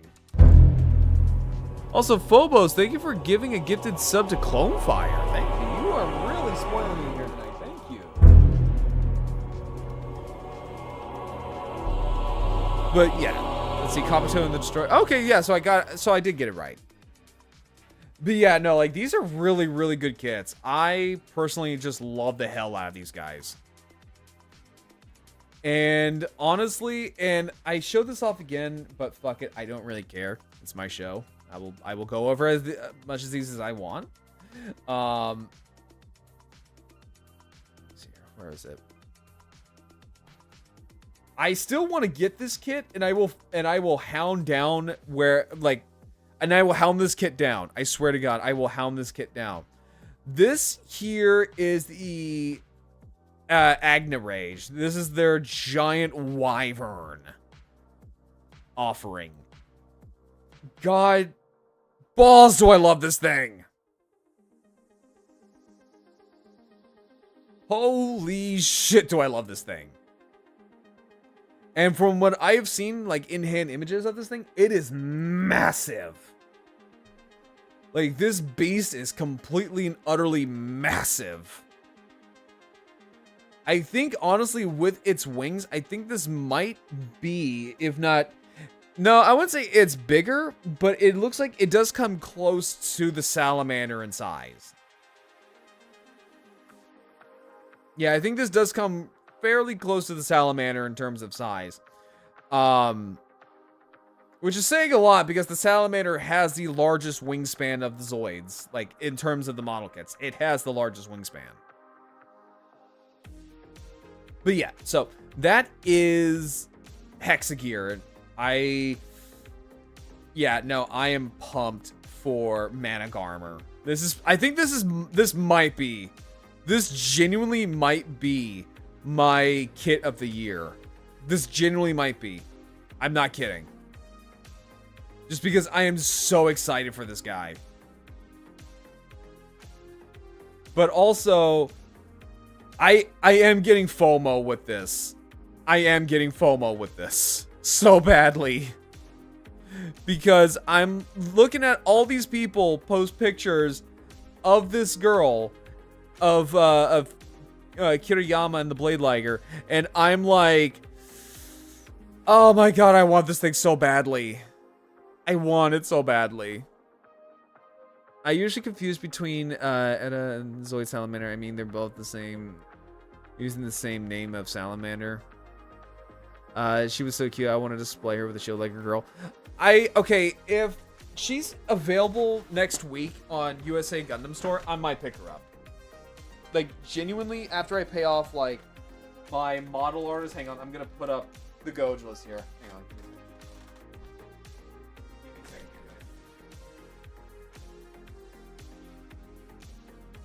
Okay.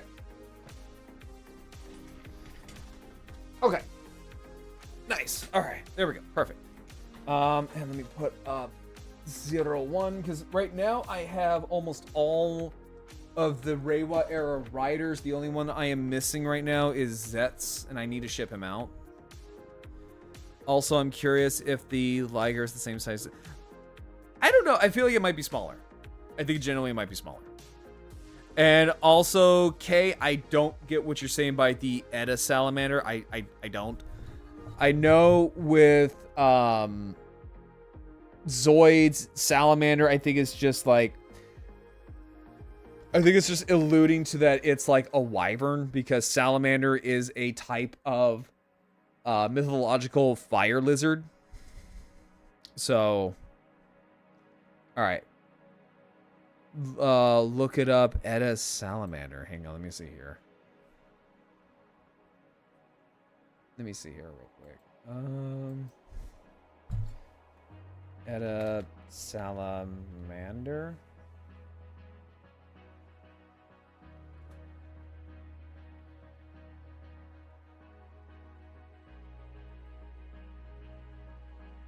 Okay. I mean, I don't see the confusion here. I mean, like, one's a mech, like one looks like a Gundam, the other one is a Zoid. I mean, I don't see the confusion here. And plus, like, Salamander's a very common name in fiction. Yeah, try to rename it to Terramander. Yeah, I know it's the name. I know it's the name. It's just, to me, I just don't see the confusion. See, the EU calls it Krark, which is such a weird... It is, but also it's the 80s, because I know for a fact they wanted to make it sound more sci-fi. I guess you could say they wanted to kind of make it sound a little bit more sci-fi. Let me see here. Alright, so with that being said, let us get back to chat history. Let's get back to chat history. We got completely derailed. Sounds like Croc sounds like something drunk screams. What it sounds like a Donkey Kong villain. It legitimately does sound like one of the Donkey Kong, like what is, like, the crocodile villains. I wouldn't know, because I have never...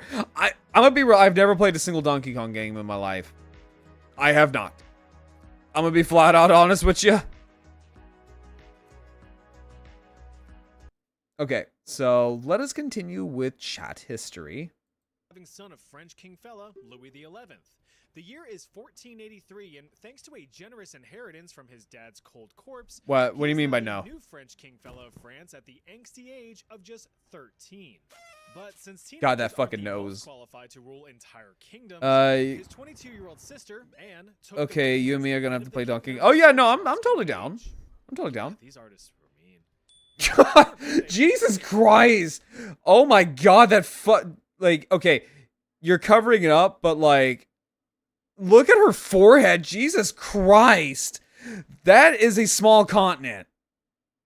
Holy crap.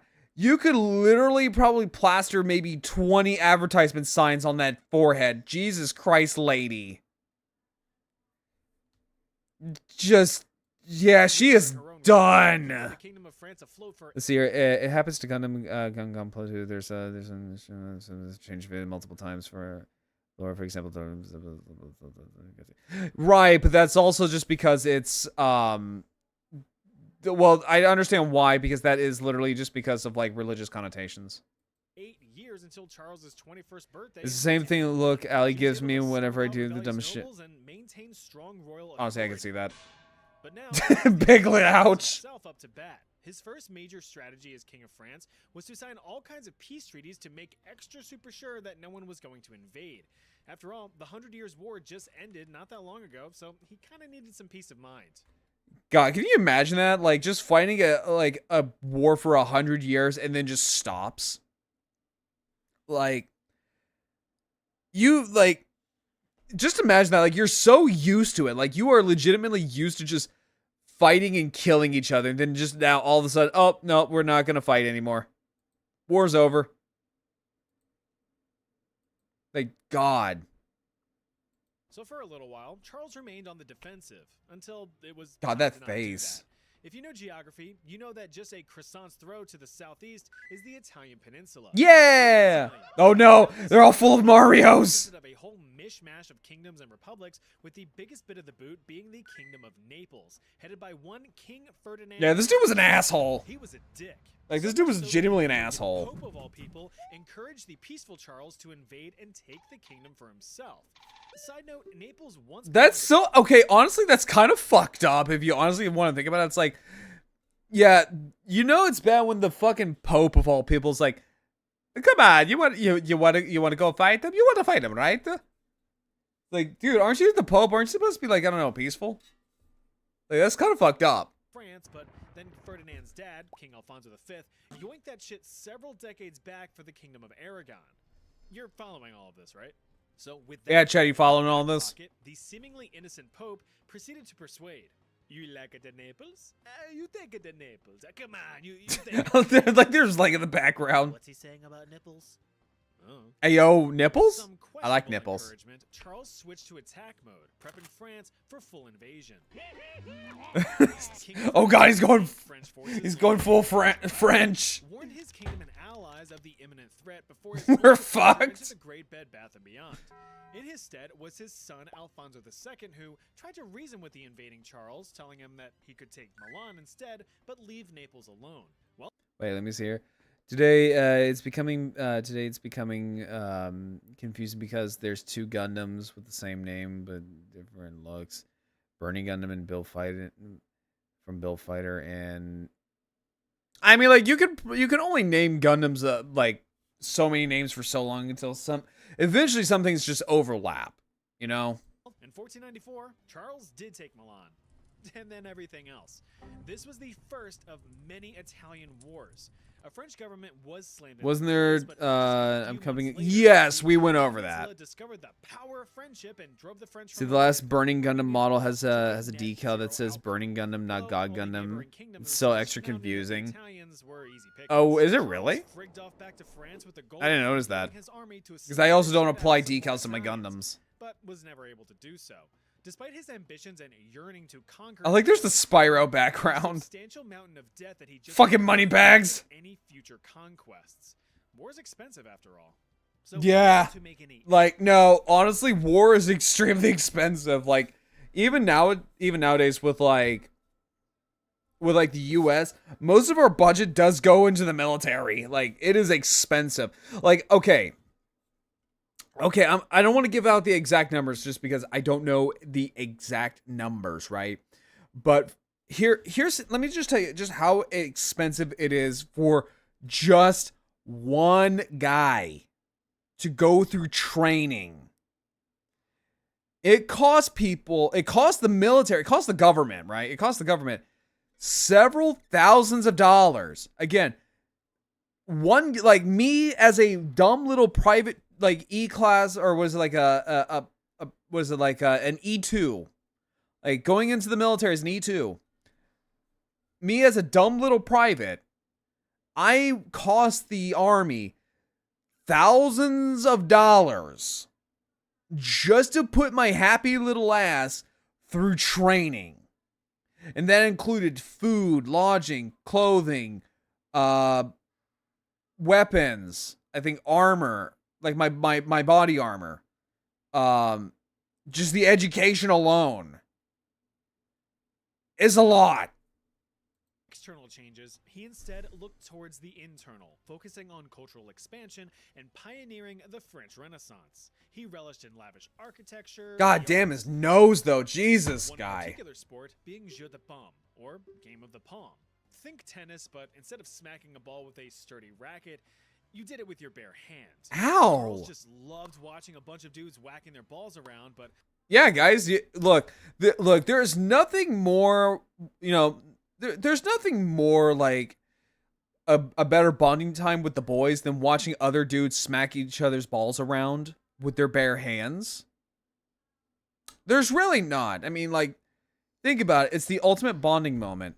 Just grab a couple of guys and be like, let's go and watch other dudes smack each other's balls around. It'd be great. You guys do that?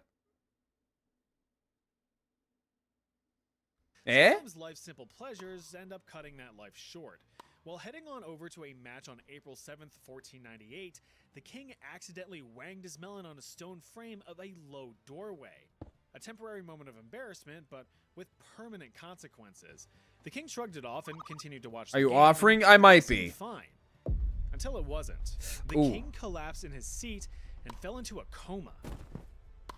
Jesus. Medical attention was called right away, but King Charles VIII had died just 9 hours later at the age of 27. That- The Kingdom of France fractured and in massive debt.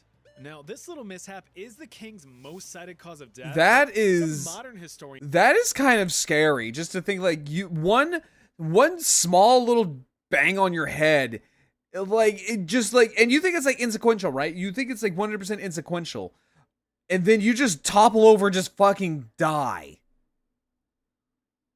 That's kind of scary. Claim that neurosyphilis and epileptic fits may have had something to do with it.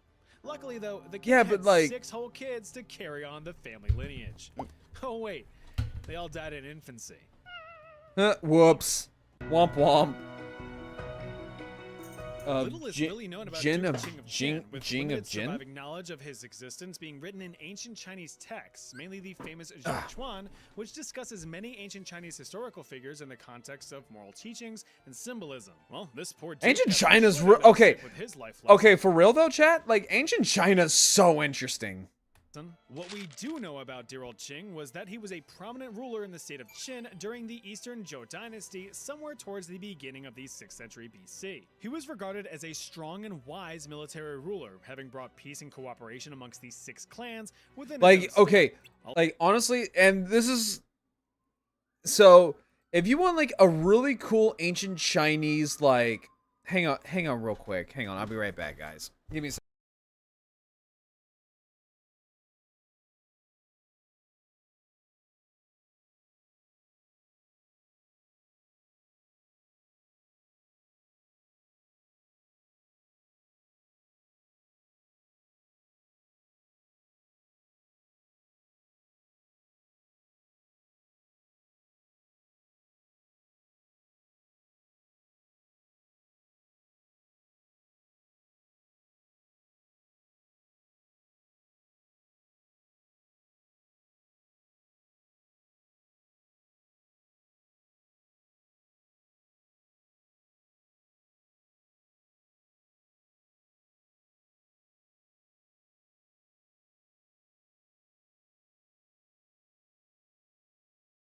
All right, sorry about that.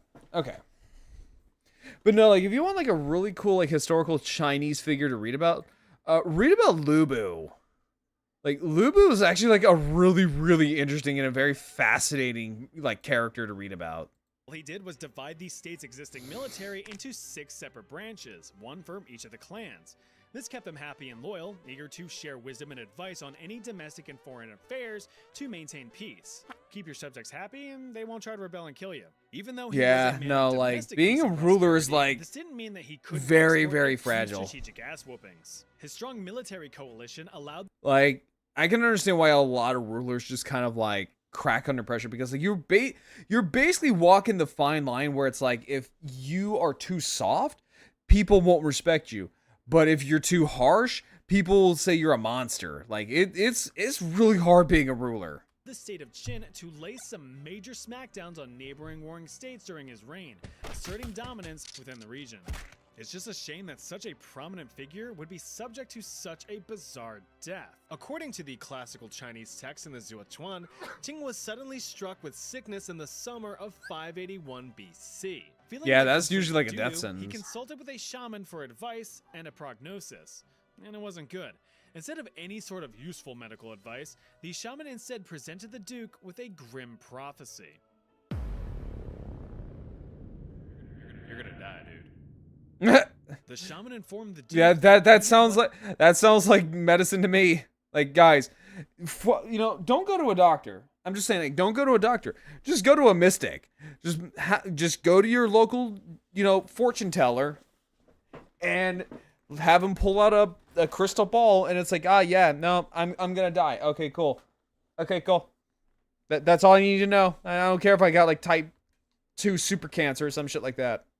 a short time to live.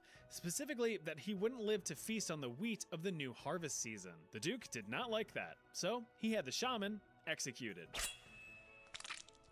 As Jesus. a bit of a fuck you, Qing had some farmers reap an unripe crop of wheat and mash it into flour to make a debatably delicious low-poly cake. Wait, Horrible really? idea. The quote-unquote cake only exacerbated his symptoms, leading to frequent tummy trouble. Wait, hold up. Can not rice, but can wheat actually do that? Like, can unripened wheat actually, like... Wait, hold up. Let me actually look that up, because that's kind of, like, if that's true, that's kind of crazy. Let me see here. Can unripened... Let's see here. Unripe wheat. Can unripe wheat... Can you eat unripe wheat?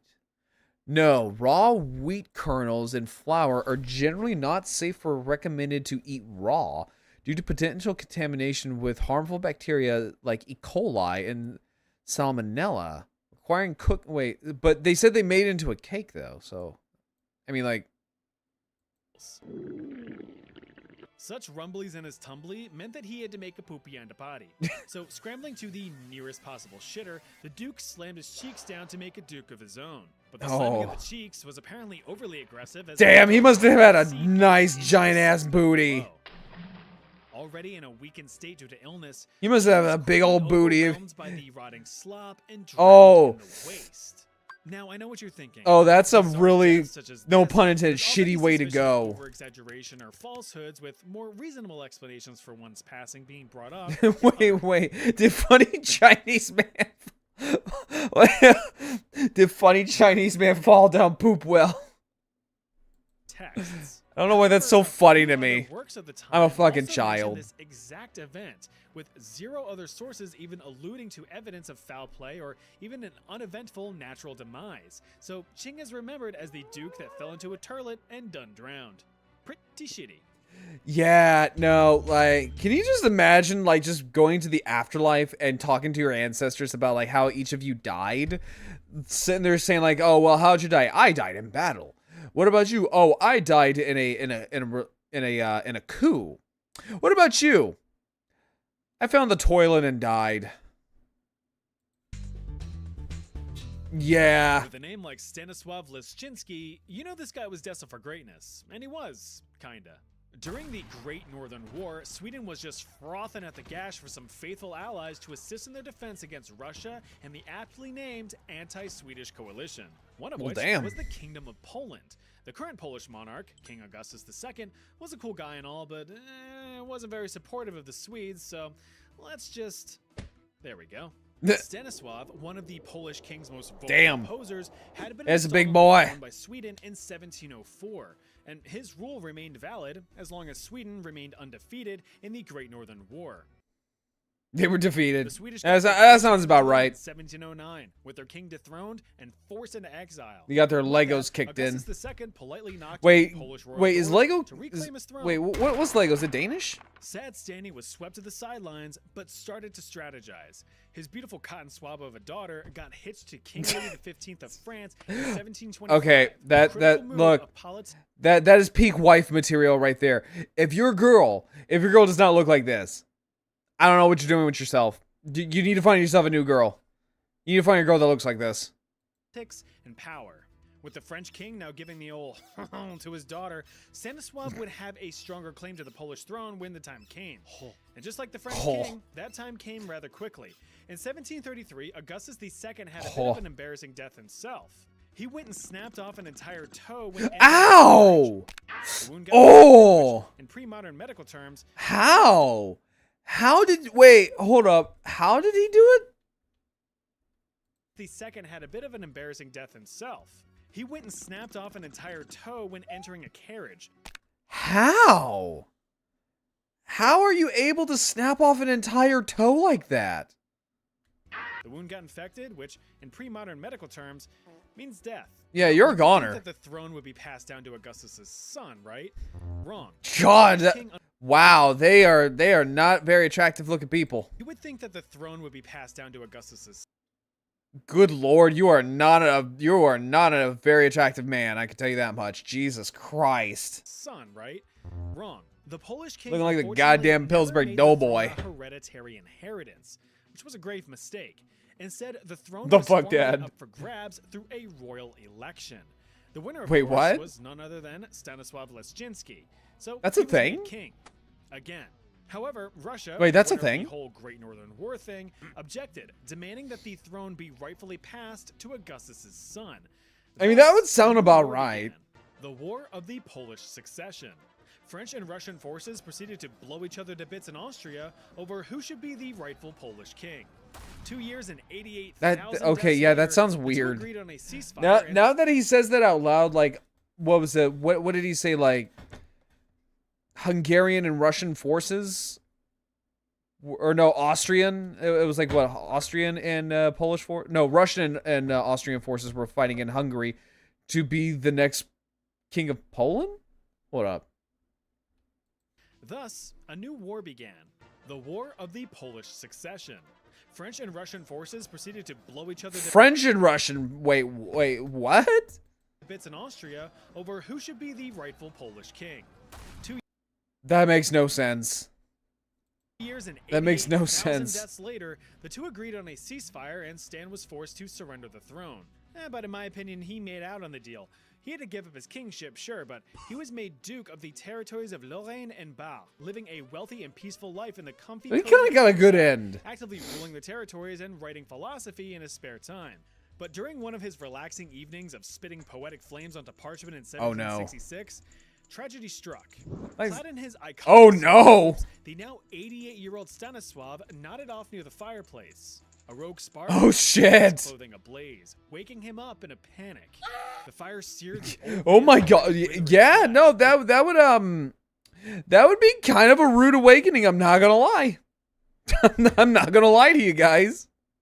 resulting in devastating burns. Luckily, Yeah, nearby servants I would rushed in and were imagine. able to extinguish the flames, but it was too late.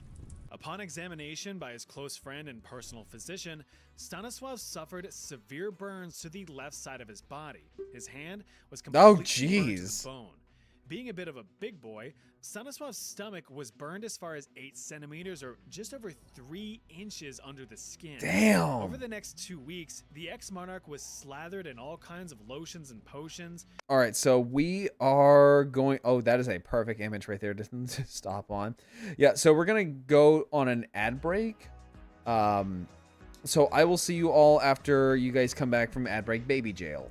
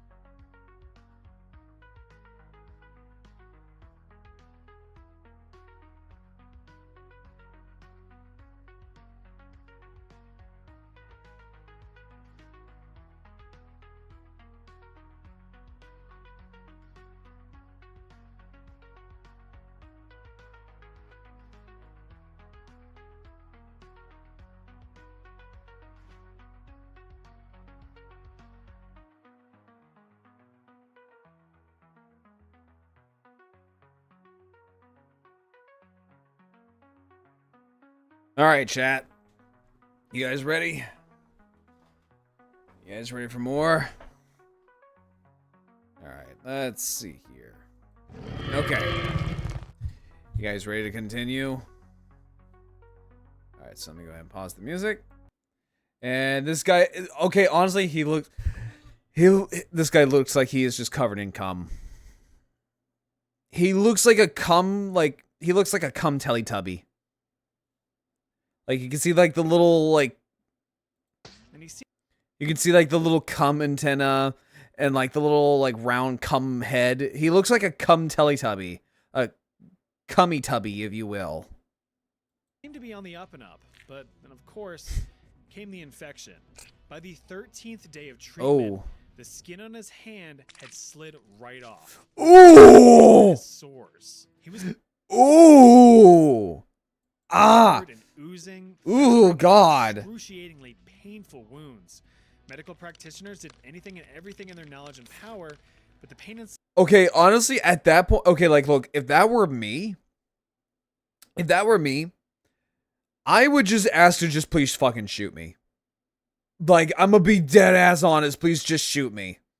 Just put me out of my misery at that point. Suffering was just too great. Unable to bear even the movement, Stanisław was transferred to his armchair where he painfully passed on February 23rd, 1766. His territories of Lorraine and Bar transitioned over to French control upon his death, a stipulation that was agreed upon when he became duke. Word of advice: don't sleep within inches of an open fire unless you want to end up a burnt pile of pus. Yeah, no, I mean, honestly, okay, honestly though, I have done that a couple of times. I have actually slept next to a fireplace before, and it was like an open fire. Like, I'm gonna be real, like, there were a couple of times where that has happened to me before.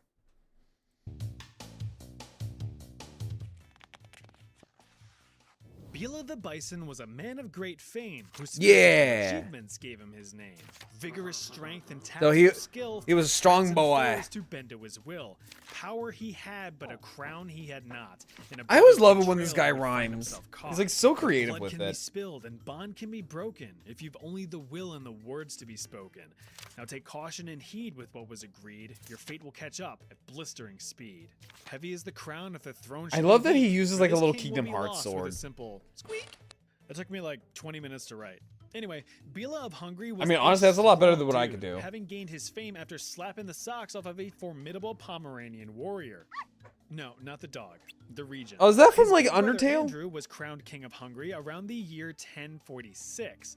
That was good news for Bela, because thanks to the Hungarian rule of fraternal succession, he would be next in line to the throne in case anything happened to his brother, which, of course, being king, usually meant that something was going to happen to you. Yeah, that's just like saying, like, yeah, I'm gonna die soon. Wishing to grab a piece of that land. It was Bela himself. Oh, God. Completely circumvented that whole tradition of fraternal succession, revising the rules to instead have the crown passed to his own son. Daddy, I wish to be king, Daddy. But Andrew famously offered Bela a choice: take the crown and probably get assassinated, or take the sword and remain faithful. Ah, damn it, Chad, we looked. Bela took the sword, but had no intention of remaining loyal. After gathering a gaggle of groupies who supported his claim, Bela turned against his brother in 1060 and seized the crown for himself. God, I bet his brother was just like, what the fuck, dude? Bela got to work, aiming to sweep his whole just stole the crown move under the rug. He gave clemency to any of his brother's supporters in order to build loyalty and trust. But of course, not everyone was happy with the usurper.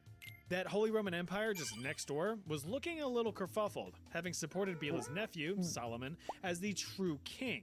Bela had attempted to compromise with the big scary empire, offering the would-be king lordship, but them Holy Romans shot it down. With no peace treaty in the cards, Bela built... Yeah, you're fucked. Like, if you piss off the Holy Roman Empire, yeah, you're screwed, buddy. ...of an invasion, but he knew that this would be futile. Just 3 years into his reign, he planned to give up the throne to his nephew amidst political turmoil, but the throne would be lost sooner than expected. In the summer of so basically, he was just being a bitch and just bailed. Bela sat ever so comfortably on said throne. Yep. According to several medieval chronicles, including the Chronicon Pictum, a 14th century Hungarian compilation of 11th and 12th century records, Bila's own throne collapsed out from underneath him. Was it sabotage, karma, poor craftsmanship? Who knows? I want to He say was maybe still it was alive, just... But Bila was seriously injured from the whole debacle, reportedly Yeah, becoming like... half dead. Well, he became full dead several weeks later, succumbing to his injuries in September of 1063 at the age of 45. That little nephew of his ended up taking back the throne. God. After it was properly repaired, of course. Yeah, because that was like... I don't know. I think that might have been sabotage. Because, like, thrones are pretty big fucking chairs. Like, how does a chair like that just crumble like that? You know what I'm saying? Archduchess Matilda of Austria didn't really get to accomplish much in her life. That's because she was only 18 when she crossed over into the Shadow Realm. Oh, shit. Unfortunately, by her own mistake. And boy, was it a doozy. Matilda came from a powerful family lineage. Shit. Her grandfather, Archduke Charles of Austria, was a key figure in defeating Napoleon Bonaparte in the Napoleonic Wars. Her great-grandfather, Okay, that's some pretty big Leopold bragging II, rights. was the brother of Marie Antoinette and the penultimate emperor of the Holy Roman Empire. So she had some huge shoes to Yeah, fill. that's some... Okay, like honestly, that would probably put a lot of stress on me as, like, a person. Because you're living up to, like, a bunch of family members who have done, like, literal historical events, like, right before you. And then you're just kind of there. You know what I'm saying? Matilda and most noble women throughout history, this usually meant that you were just going to be married off to someone powerful for political gain, which was the case. Matilda was to be betrothed to the Crown Prince of Italy in an attempt to turn down the temperature on some heated Wait, relationship what was his name?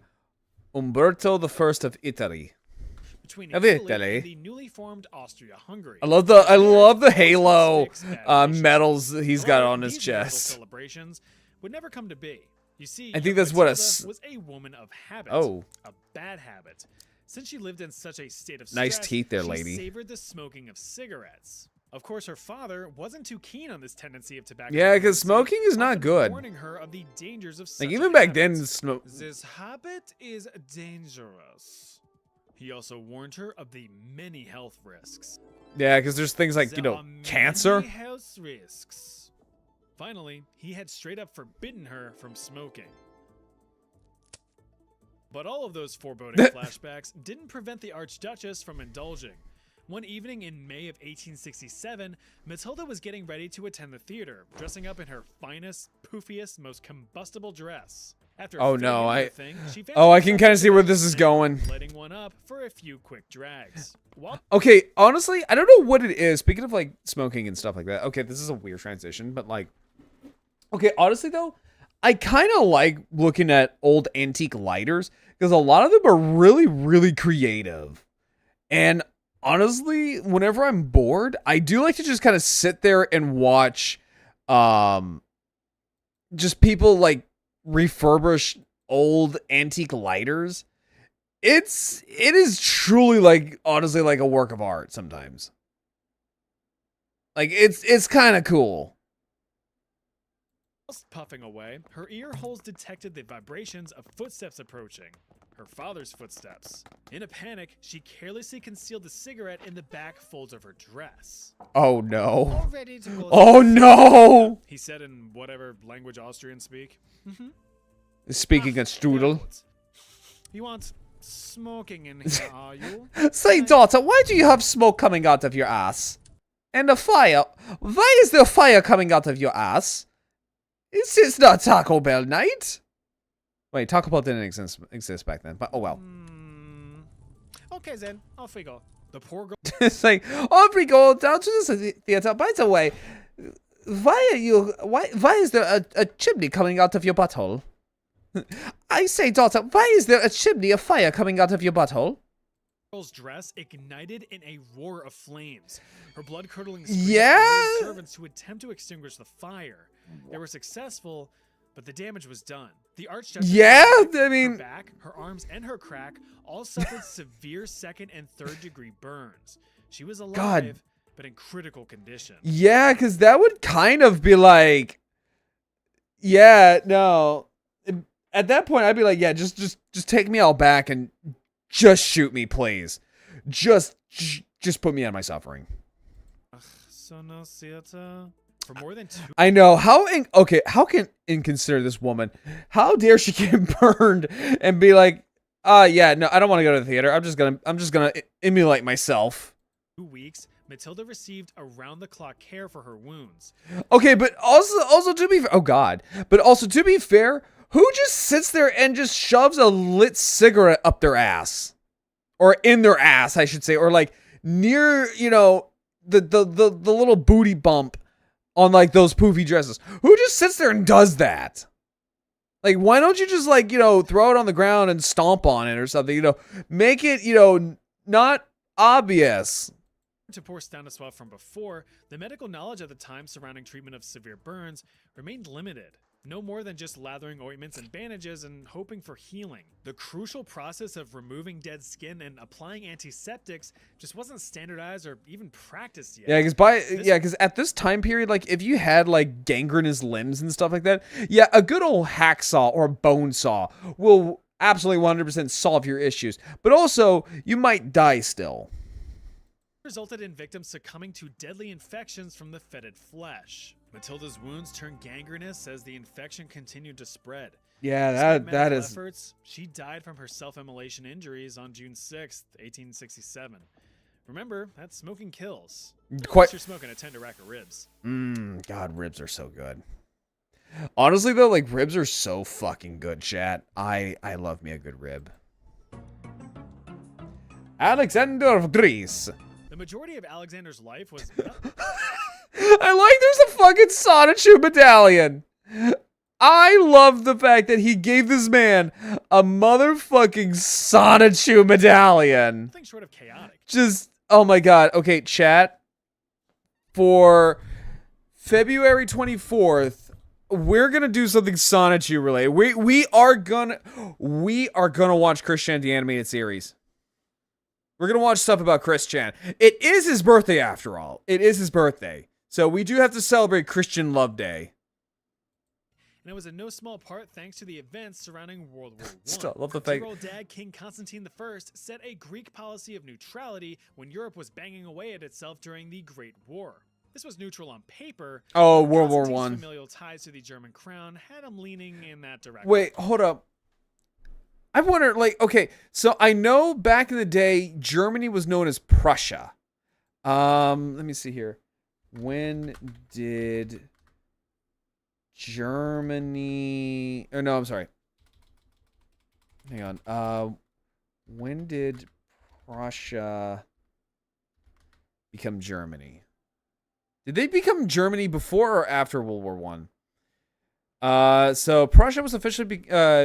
So Prussia officially became the core of a unified Germany on January 11th, 1871, with the proclamation of the German Empire at the Palace of Versailles, led by Chancellor Otto von Bismarck and King Wilhelm I.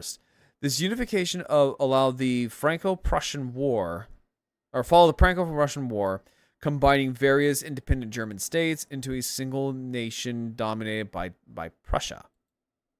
Huh. Okay, so it says Prussia was formally dissolved as an entity by the Allied Control Council in 1947. Wait, hold on, let me see here.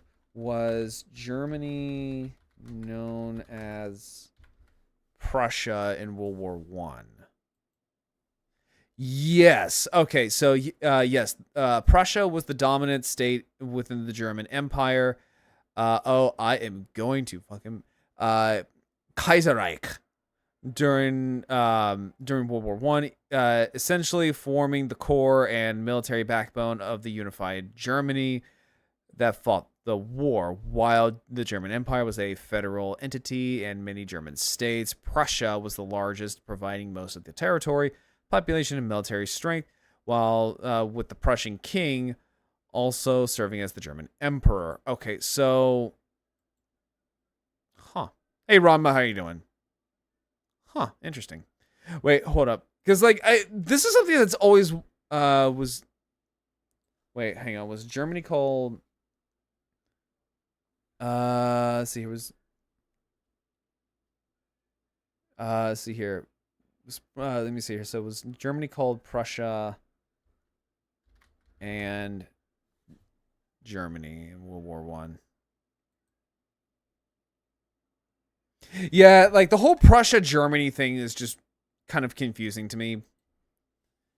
The Kingdom of Prussia. Okay, so I guess. Wait. Doing good. Nice. Let's go. Yeah. Right now we're learning about chat history. We went over all the model kit stuff, which there was a lot. There was a lot that's gonna happen this year. I mean, he was married to Kaiser Wilhelm's sister, for Pete's sake. No need to piss off the So instead. Okay, I kind of want to know this actually because I am mostly German on my father's side, so I'm more like, I guess you could say a little bit more in tune. If not, like I want to know more about the German side of my family. So I'm like, so that's the one part of like German history I'm very kind of confused about. Like, was Germany called Germany during World War One, or was it called Prussia? But it sounds like it was. It sounds like it was both. He ended up pissing off his own people. His political stance angered the Greek prime minister, who went and tattled to the Triple Entente of Russia, France, and Great Britain. Fearing a new potential enemy, they decided to nip Greece in the bud. In 1917, like, Constantine was thrown off his throne, surrendering it to his younger, more easily manipulated son, Alexander. Alex regrettably accepted the crown at age 23. You see, even though he was now king, Alex knew that he held no real power. That was instead So he was like a transferred figurehead to the prime minister. Now viewed as traitors, Alex's family was cast into exile. As for Alex himself, he fled Athens to his family's summer home in Tatoi, which is like right up the road. Seriously, Such a weird thing to say. But it was here that Alex suffered what he thought was a rather inconsequential wound. Well, he was about to be proven very wrong. While out on a stroll on the palace's property, Alex noticed that his pet dog was getting bullied by one of the palace's steward's pet monkeys. Wait, He what? rushed over to break up the fight, but was intercepted by a second monkey bearing vicious fangs. Macaque! A Barbary macaque. The monkey Oh shot god, right yeah, on those his ain't no chest and joke. on his leg. Luckily, he was able to. Like, okay, like honestly, I believe the Barbary macaque is actually the macaque species that is in Florida. Yeah, I think that's actually the macaque species that's in Florida. Let me see here. Hey, hang on. What monkey species is in Florida? I know it's one of the macaque species. Okay, so I was wrong but right at the same time. So Florida has several wild monkey populations. Oh, that is weird as hell. Okay, so we have in Florida primarily established from escaped and released primates. Why would you fucking do that? With the most common being the rhesus macaques found around Silver Springs, and vervet monkeys, often seen in areas like Fort Lauderdale. Oh, that is weird. Along with introduced squirrel monkeys in parts of central and southern Florida, all considered invasive species by wildlife. Yeah, no shit. What's a vervet monkey? What's a vervet monkey? Oh, these fucking things. Oh, these are, yeah, no, thank you, good sir. Yeah, the thing with Florida is that we are just like America's dumping ground for animals. So it's not a Barbary macaque. It's just, it is a macaque of some kind, but just the Rhesus macaque. See, yeah, I'm interested in some of the nouns. I am too. I really want to get the Zai. I really want to get the Zai Gundam. Maybe the Alizeus. But also we have things like, because I'm gonna be real, like I'm gonna be honest with you. Looking at like my little model kit backlog for this entire, because I basically have like almost my entire year. So like in terms of like model kits and stuff like that, I am almost completely, utterly like stacked out.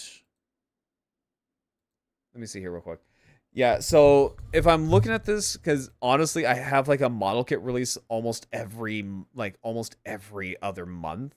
I'm almost completely stacked out. I'm gonna be real with you, Because like this month I have the what is it? I have the Faz coming out. I have let me see here. So I have the Faz coming out. I have next month I think it's another Zoe that's coming out. Like there's a lot coming out. Like this year alone is going to be a damn good year for model kits. I want the Alexius as it's literally the high grade Penelope 2.0. I've always wanted the Zygon. Yeah, no, like the Zygundam looks really, really good. I'm gonna skip on the Kshatriya. I have the high grade Kshatriya, and that's kind of all I really want. To fend off the beasts, returning home to assess. Unless they actually release a legit, like a legit master grade His Kshatriya. wounds were hastily cleaned and dressed, but not properly disinfected. The fucking Hot Wheels You Band-Aid. can probably guess where this is going. Just a few meager hours later, Alex Bro, developed did he just literally sit there and say like, oh yes, I got a monkey bite. Here, I'm just gonna walk it off. I'm not gonna bother cleaning that shit up. crippling fever. The wounds had already developed an infection, and sepsis was beginning to set in. Sepsis, in case you didn't know, is your body's "oh fuck" response to a severe infection. Yeah, because Your immune doesn't that system mean like goes your into body's crazy kind of like going maximum into overdrive shock? to fight off said infection, but can very well end up There's a killing you fucking as it koosh tries to ball. save you. Unfortunately for Alex, his doctors could not control his fever and considered amputation of the affected leg to minimize further spread of the infection. Neither doctor wanted the figurative. Yeah, just literal walking up blood on doesn't their have hands. any King's bacteria or condition viruses worsened at all. over the following Exactly. No, like me, I'm a dinosaur. I can tank, I can tank stuff like this. But no, you're a human. You should probably get a fucking doctor for that shit. weeks before he finally bit the dust on October 25th, 1920, at the age of 27. Never mess with monkeys. No. They are no joke. No. Like, monkeys are not a fucking joke. Yeah, I love chat history. But yeah, no, like, monkeys are not a fucking joke, dude. Like, honestly, the horror stories that come from monkey owners and ape owners, if you want to be like, Actually, it's actually both monkeys and apes, you fucking moron. my audio. What? You don't like it when I talk like this? But yeah, no, like, monkeys are not a fucking joke. Like fucking chimpanzees and stuff like that. Yeah, no, they are not a joke, because chimps, what they like to do is like they like to go for your face, your fingers, and anything that is like, part of an appendage and try to bite it. Also, thank you for the hydration. But yeah, no, like, monkeys are not a joke. But yeah, no, like, in terms of model kits this year, again, like, oh yeah, no, we're gonna be fucking stacked, dude. Like, honestly, it ain't no joke. Thank you for redeeming your park entrance, Yoy. Yeah, no, like, model kits this year, it's not a fucking joke, man. Like, I'm already, I think I'm honestly kind of good for the year, right? For the year. Just because we have so many coming in. In fact, actually, let me see here real quick. Take off the jacket. Okay. There you go. Yeah, no, we are going to be completely fucking stacked. In fact, actually, hang on, let me see here real quick. So in terms of model kits, I do actually believe I do have a model kit coming out for every single month this year. I think I actually do. Because it's a packed year. It is legitimately a packed year. Hang on real quick. Sorry, I gotta like type in my stuff here real quick. I do apologize. Hang on, give me a second here. There we go. Hang on. I don't think I can actually do Carl Weezer. I don't think, because I have been yapping for this long. I don't know if I can. I'll do two. I'll do 2 minutes just to be, kind on my voice.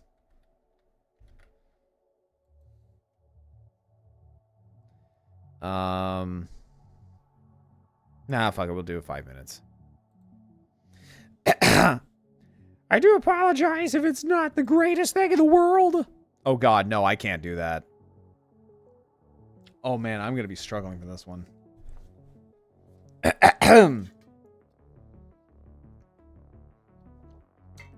There we go. That should be just a little bit better. Let me see here. The fuck, man? What the fuck, asshole? This shit sucks. All right, let me see here, because HobbyLinkJapan is just being a fucking bitch. Seriously, what the fuck, man? HobbyLink, what the fuck? Seriously, HobbyLink, what the actual flying shit?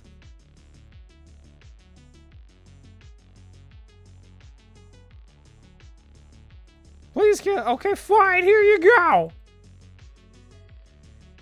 I swear to fucking Christ on Earth. There you go. Alright, let me see here. No, because, like, I'm being honest here, like, for some reason, HobbyLinkJapan is just not letting me want to go in. Oh, God, yeah, I am... Oh, God. This is why Carl Weezer is good for, like... start of the stream instead of, like, halfway through.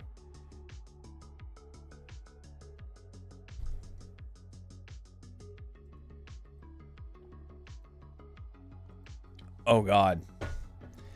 Yeah, why is it not letting me wanna... Let me see here real quick. Okay, that's correct. Oh, wait, hang on. I think I know why. Let me see if that actually worked. You know that... Oh, wait, that's why. Oh, that's why, because it's not hooked up to my old email address anymore. Because I'm trying to see, like, what kind of kits are coming out this year. And for some reason, HobbyLinkJapan is just, like, not really wanting to work with me. Yeah, give me a second here. Let's see, let's do that.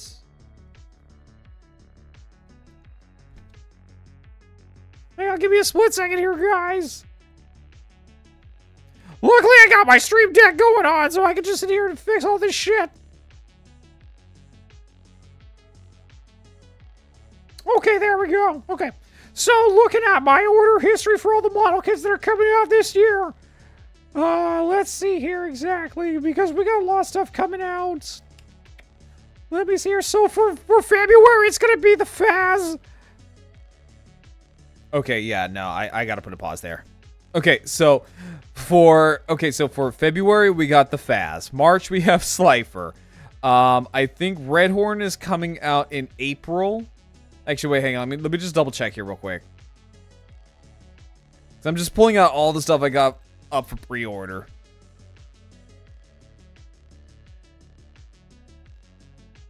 Yeah, like I said, I think I have a model kit coming out like every month. Yeah, so this month we have the Faz. March is Slifer. May, I think, yeah, May is Redhorn. April's Lena's Gun Sniper. May is also going to be the Lightning Sykes. June is going to be the what is this? The front mission Zenith Girl. It's like a mecha girl. August is going to be the Command Wolf Urban Combat. And then I'm sorry, in June we got the Manag Armor. So, yeah, no, like, this year alone is going to be super jam-packed with kits. Hang on, let me actually read that back again real quick, just to make sure, because if I can just cancel one of these guys, then that would be okay, because, like I said, this year is going to be super, super goddamn packed. Raid Tabby Cat Sand, how are you doing? Welcome in, Raiders. Welcome in. How's it going? I've been streaming for a while. How's it going, everyone? I'm Grotto Brown. I am a T-Rex VTuber. I am a variety streamer. I do yap about a lot of things, from things like Zoids to Gundam, Kamen Rider, Warhammer 40k. I do model kit building streams from time to time. But no, like we like to have a nice, cozy, like relaxing time over here. How was your stream? How was your stream, Tabby? What did you do? Sorry, I am out of it because I have been streaming non-fucking stop for about nearly 3 hours, and I am pretty much running out of fucking gas. Hi, Tabby. How you doing? Hang on. What the hell? Hang on. Why is it... What? Twitch, why are you not... Hang on. Give me a second here. Okay. Now, I want to... Hang on. Give me a second here. Because it's telling me... Oh, I'm sorry. This channel does not exist. There we go. There you go, stupid. There you go. There you go, Twitch. There, is that better? I think I might have actually missed a... I think I might have missed a number or something like that. But see, you're playing Stardew Valley. I have... Okay, I'm gonna be real. I have not played Stardew Valley. It's just... So, when it comes to, like, farming games, I'm kind of picky when it comes to them. I will play maybe Animal Crossing or something like that, like, once in, like, 20 blue moons if I'm really, really, like, in the mood for them. But for the most part, I don't really play them all that much. I don't know what it is. Like, especially, like with Cult of the Lamb, right? With Cult of the Lamb, I'm also just, like, not a big fan of Cult of the Lamb. And it's not like Cult of the Lamb is bad or anything. It's not like Cult of the Lamb is bad, right? It's a great game. It's just when it comes to, like, farming or, like establishments or, like, those kind of games, I don't know what it is. They just bore me. But I see everyone really likes Stardew Valley. Like, it looks really, really cozy. Yeah, like, Stardew Valley looks really, really cozy. But no, I hope you had a great stream, Tabby. If you do need a raid and dash, I totally understand it. Thank you for entrusting me with your community. Because we're going to be here for a little bit longer.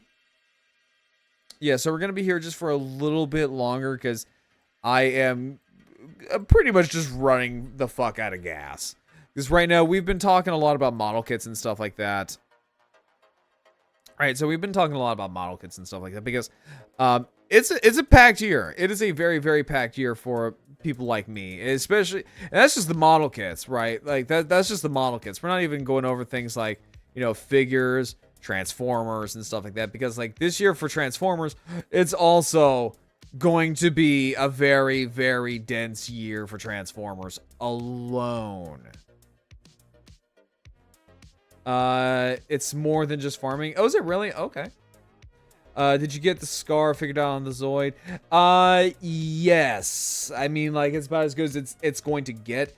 So, the reason why I have to kind of, like, freehand style that, that particular scar on that particular Liger Zero is because the original model kit, the scar, I think, was a sticker. Right, so I think the scar was a sticker. So this is 100% a custom because there's no, like, quote unquote, like, official HMM Liger Zero Blue Soga. But for what it is, you know, it's not bad. It's okay. It gets the job done. The Soga is going to definitely be, like, my little Zoid project.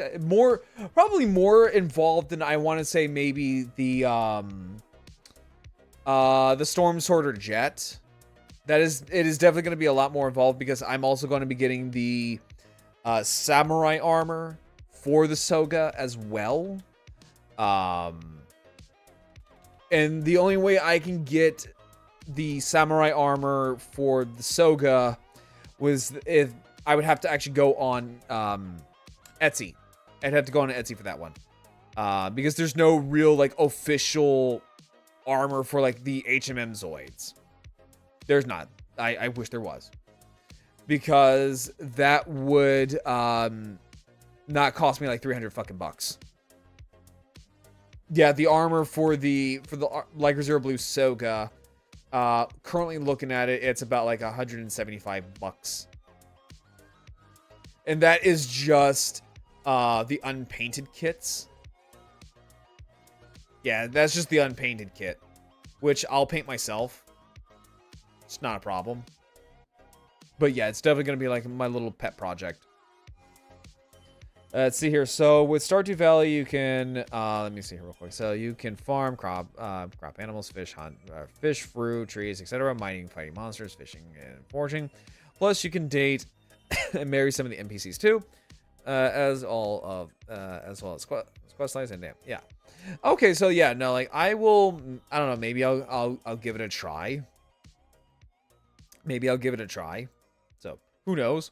The other things, like, so if the Soga does well, so if Liger Zero's Soga turns out well, I do want to try to get its sister unit, which is the Liger Zero Heil, which instead of essentially a blue Liger Zero, it's this really gorgeous pink, like Sakura cherry blossom pink and like coral pink Liger Zero with like blue accents.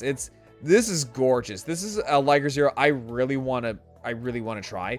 But then again, this would also be like my I want to say like my third or fourth Liger Zero that I have built. So all in all, I have built, over the course of my life, I have built maybe about 4 of these fuckers. I want to say, no, maybe 2 or 3 of them. So this would more than likely be the third or fourth Liger. And I try to want to get like all the details down correctly. So the problem here with the Heil is this little sigil on her head that I need to get down, basically. And there's not a lot of real estate on the Liger Zero itself. Especially when it comes to the HMM Liger Zero, there is not a whole lot of real estate. Hi, Katsuna, how you doing? So that one's going to be a little bit of a pet project, and also I need to see, that one I'll probably have to like invest in maybe like a spray machine or something like that, because I don't know if Tamiya makes, let me see here real quick. Tamiya spray paint. I'm doing good right now. We're just talking about Zoids right now. Let me see here. So if I go to Tamiya, because so the colors for Liger Zero Soga are not Soga, Hayo are let me take a look at it again. Hang on here, chat. Give me a second. So it's coral pink, it looks like red, and it looks like red. I think the most difficult one is going to be that coral pink, because I don't think there is one. I think that is something I'm gonna have to make. So I will probably more than likely need to get, like, say, maybe like a spray machine, and then maybe get some Games Workshop paint, Citadel paint, basically, and just kind of make my own little mix. So that's gonna be fun because I've never done that before. I still find the way that the HMM Liger Zero like connection is constructed is odd. It is very odd, especially when it comes to the shoulder pieces and the legs themselves. It's very strange. It's a very, very strange design. Coral pink, coral's just pink with a hint of orange. Is it really? I actually never knew that. I honestly thought it was pink with like a hint of white. But I want to try to get it as close as possible to the actual like original thing. The Soga, I was very surprised how well the Soga turned out, just because I panicked and just bought store brand paint from Walmart, and it turned out to be pretty close. Like, it turned out to be pretty damn close to what looks like what a lot of people would paint the Soga. Now, if I were to redo this kit again, I would definitely buy light blue from Tamiya, because Soga itself has a lighter blue, but the blue that I have right now, it's fine. It's a satin, so it's not really going to be like super uber glossy. Or hell, the coral blue from Tamiya would have also worked as well. Actually, no. Oh, it's sold out. I was going to say the fluorescent pink from Tamiya would have actually probably worked a lot better. There is a pearl light red that... Oh, these are all sold out. Okay, so these are all sold out. Because right now, I'm on Tamiya's... I'm on their website right now, just kind of looking up all the paint to see what I can actually work with. There's clear red. But I don't need clear red. I'm noticing a lot of their pink is sold out. A lot of their pink is sold out, which is going to be very hard. There's the mica red, which, okay, the mica red could probably work with maybe the undergate of I keep wanting to call it the Soga. No, the Hayo. It could probably work with that. Again, it's just trying to find the damn pink, because yeah, Tamiya, it doesn't have any, all their pink is sold out. Or I should say all their pink that I need. Because if I could just get like their pearl light red, I could probably do it. I could probably do it with Tamiya. But yeah, I would probably have to like maybe get like, say, yeah, all their pink is sold out. That's weird. That is really weird. I've never seen that before ever. Yeah, just even standard pink is sold out. Okay, so maybe I can try to find it on Amazon. Yeah, maybe I can try to find that on Amazon. I don't know. But if I actually do go ahead and paint the Hayo, that will definitely be a Zoid I will be painting off stream, because I'm gonna be real, it's another Liger Zero. It's another Liger Zero. I don't know how Phobos can sit there and build 20 Liger Zeros for his fucking room. I don't know how he does it. I don't know how he does it. But yeah, no, he's got like 20 Liger Zeros in his room, and I'm like, dude, how the fuck do you do? Like, honestly, I'm gonna be real, I'm gonna go fucking mad. No, I love Phobos, he's great, but no, like, honestly, oh god. Would Trans Am... No, like, if anything, Ranma, I will probably have to get a spray paint machine or whatever, like a paint machine, like a paint gun. No, an air gun. And then just, like, air paint the damn thing. I would probably have to get a mix of, like, maybe a little bit of, like, pink horror and maybe, like, a touch of orange. Yeah, Gundam markers will not fix this. Luckily, it won't be too much, just because it's just going to be turning all the white bits pink, and then all of the red bits... Actually, wait, let me just double check real quick. Because I know, like, in the model kit, let me see here real quick. So, Liger Zero Hayo. Liger Zero Hayo. Oh, God, that is obnoxiously pink. Jesus effing Christ. So I'm looking at the model. I'm actually looking at the Iron Bible. Yeah, that is pink. That is very pink. That is very, very pink. In fact, actually, hang on. Let me just show you guys real quick what I'm talking about.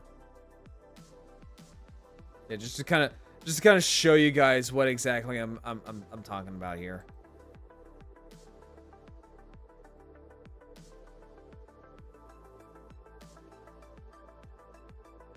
That is not what I'm talking about here. Oh, there we go. Okay. Yeah, so according to the Iron Bible, the Liger Zero... so that's the Soga. So that's the Soga right there. That is the... You can't see it. There you go. That's the Soga. That's the Soga right there. That's the Hayo. That's what we want. And looking at the Iron Bible, because this is probably the best image that we got of the original model kit, which is going to be easy for me to do. So if I were to paint this, I would probably need, it looks like, it almost looks like that's a burgundy. That looks like it's probably like a burgundy red. And then, that is very pink. So probably just a standard pink would probably come close. Maybe just a tad bit darker. And then the caps will be easy because the caps will just be baby blue. Like, it's just straight up baby blue caps. Now, what I will probably do different, though, just because that's just me. So, if I were to do this differently, just to throw in my own, like, little Grarl flavoring to the mix. Because, again, I do like to try to be as close as possible, but, like... So, here, what I would do... Because, again, I do want to try to paint this. So, what I would do is that I would... More than likely, I would probably go at this with, like, maybe a white base coat. Not a gray, but a white. Just to kind of make the colors pop a little bit more, because if I did the, if I use, my lead belcher, which is what I use for a lot of other, like, little, mechanical greeble parts, it will make it far too dark. Because it's a very dark,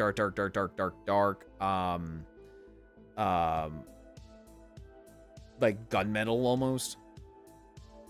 So yeah, I'd probably go with a white base, and then so for things for like the engines and stuff like that, so like this part right here. So what I would do, also just to kind of like break it up a little bit, so like this part right here, just to kind of like break it up a little bit, I would go with maybe lead belcher, just to kind of break it up. And maybe like some of the other pieces as well, because there are like a bunch of like little tech pieces, including like the little gun on the tail of the Liger. I would also probably go with a little bit of like lead belcher, just to kind of break it up, so that way it's just not overbearing. I will definitely have to paint the eyes for the Liger. Yeah, I'll definitely have to paint the eyes. But no, like, this would be a fun little project. I'm not gonna lie. This would genuinely be a fun little project. Again, if I can snag another Liger Zero, because I don't think HLJ has any more. I mean, I'm sure they might drop another Liger Zero load, because so with Liger Zero and Fuhrer, they will drop them off like every so often. So more than likely we'll see maybe another wave of like Liger Zeros and Berserk Fuhrers, so I could probably snag them up. They're not too expensive. Like, Liger Zeros are not too expensive, so if I fuck up, it's gonna be costly, but it's not like, you know, $200 of a fuck up, right? It's not gonna be like, you know, I might as well scrap the whole project, right? So I think they're like maybe like what, $60, $55, give or take. It's the Liger Zero. Hey Albert, how you doing? We're actually about to wrap it up here, but I'm kind of going over my next like little Zoid project. The blue's almost like a cobalt blue. Now that I'm seeing it better, yeah, kind of. Because I was more of likely just go with like lead belcher for the eyes. Because no matter what, I'm gonna have to paint the eyes. Paint the eyes. But what I'll probably do is maybe go over with lead belcher or like another base coat to make the eyes pop more, because I don't want the eyes to just get lost in the sauce. You know what I mean? You know what I'm saying? Like, I don't want the eyes to get lost in the sauce. I want the eyes to pop. Especially when you have a bunch of very strong colors like this pink, and I want to say this is what, burgundy? I mean, like, that is like what, a burgundy red? I want to say. Like, I don't know. What do you guys think?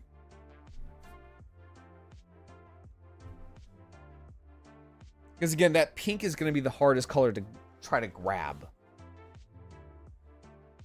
Because like the Soga, the Liger Zero in the back, the eyes for the Soga is fine. Like, I didn't really need to change anything. I think you're right. That is a burgundy. Yeah, I think that is a burgundy. Let me actually check to see if it's actually on Tamiya's website. Let me see here.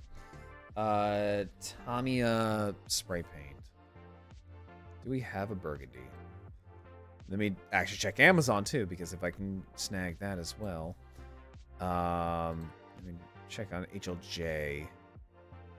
Let me do pink Tanya paint. Oh, good. Oh, okay. So it actually has what I need.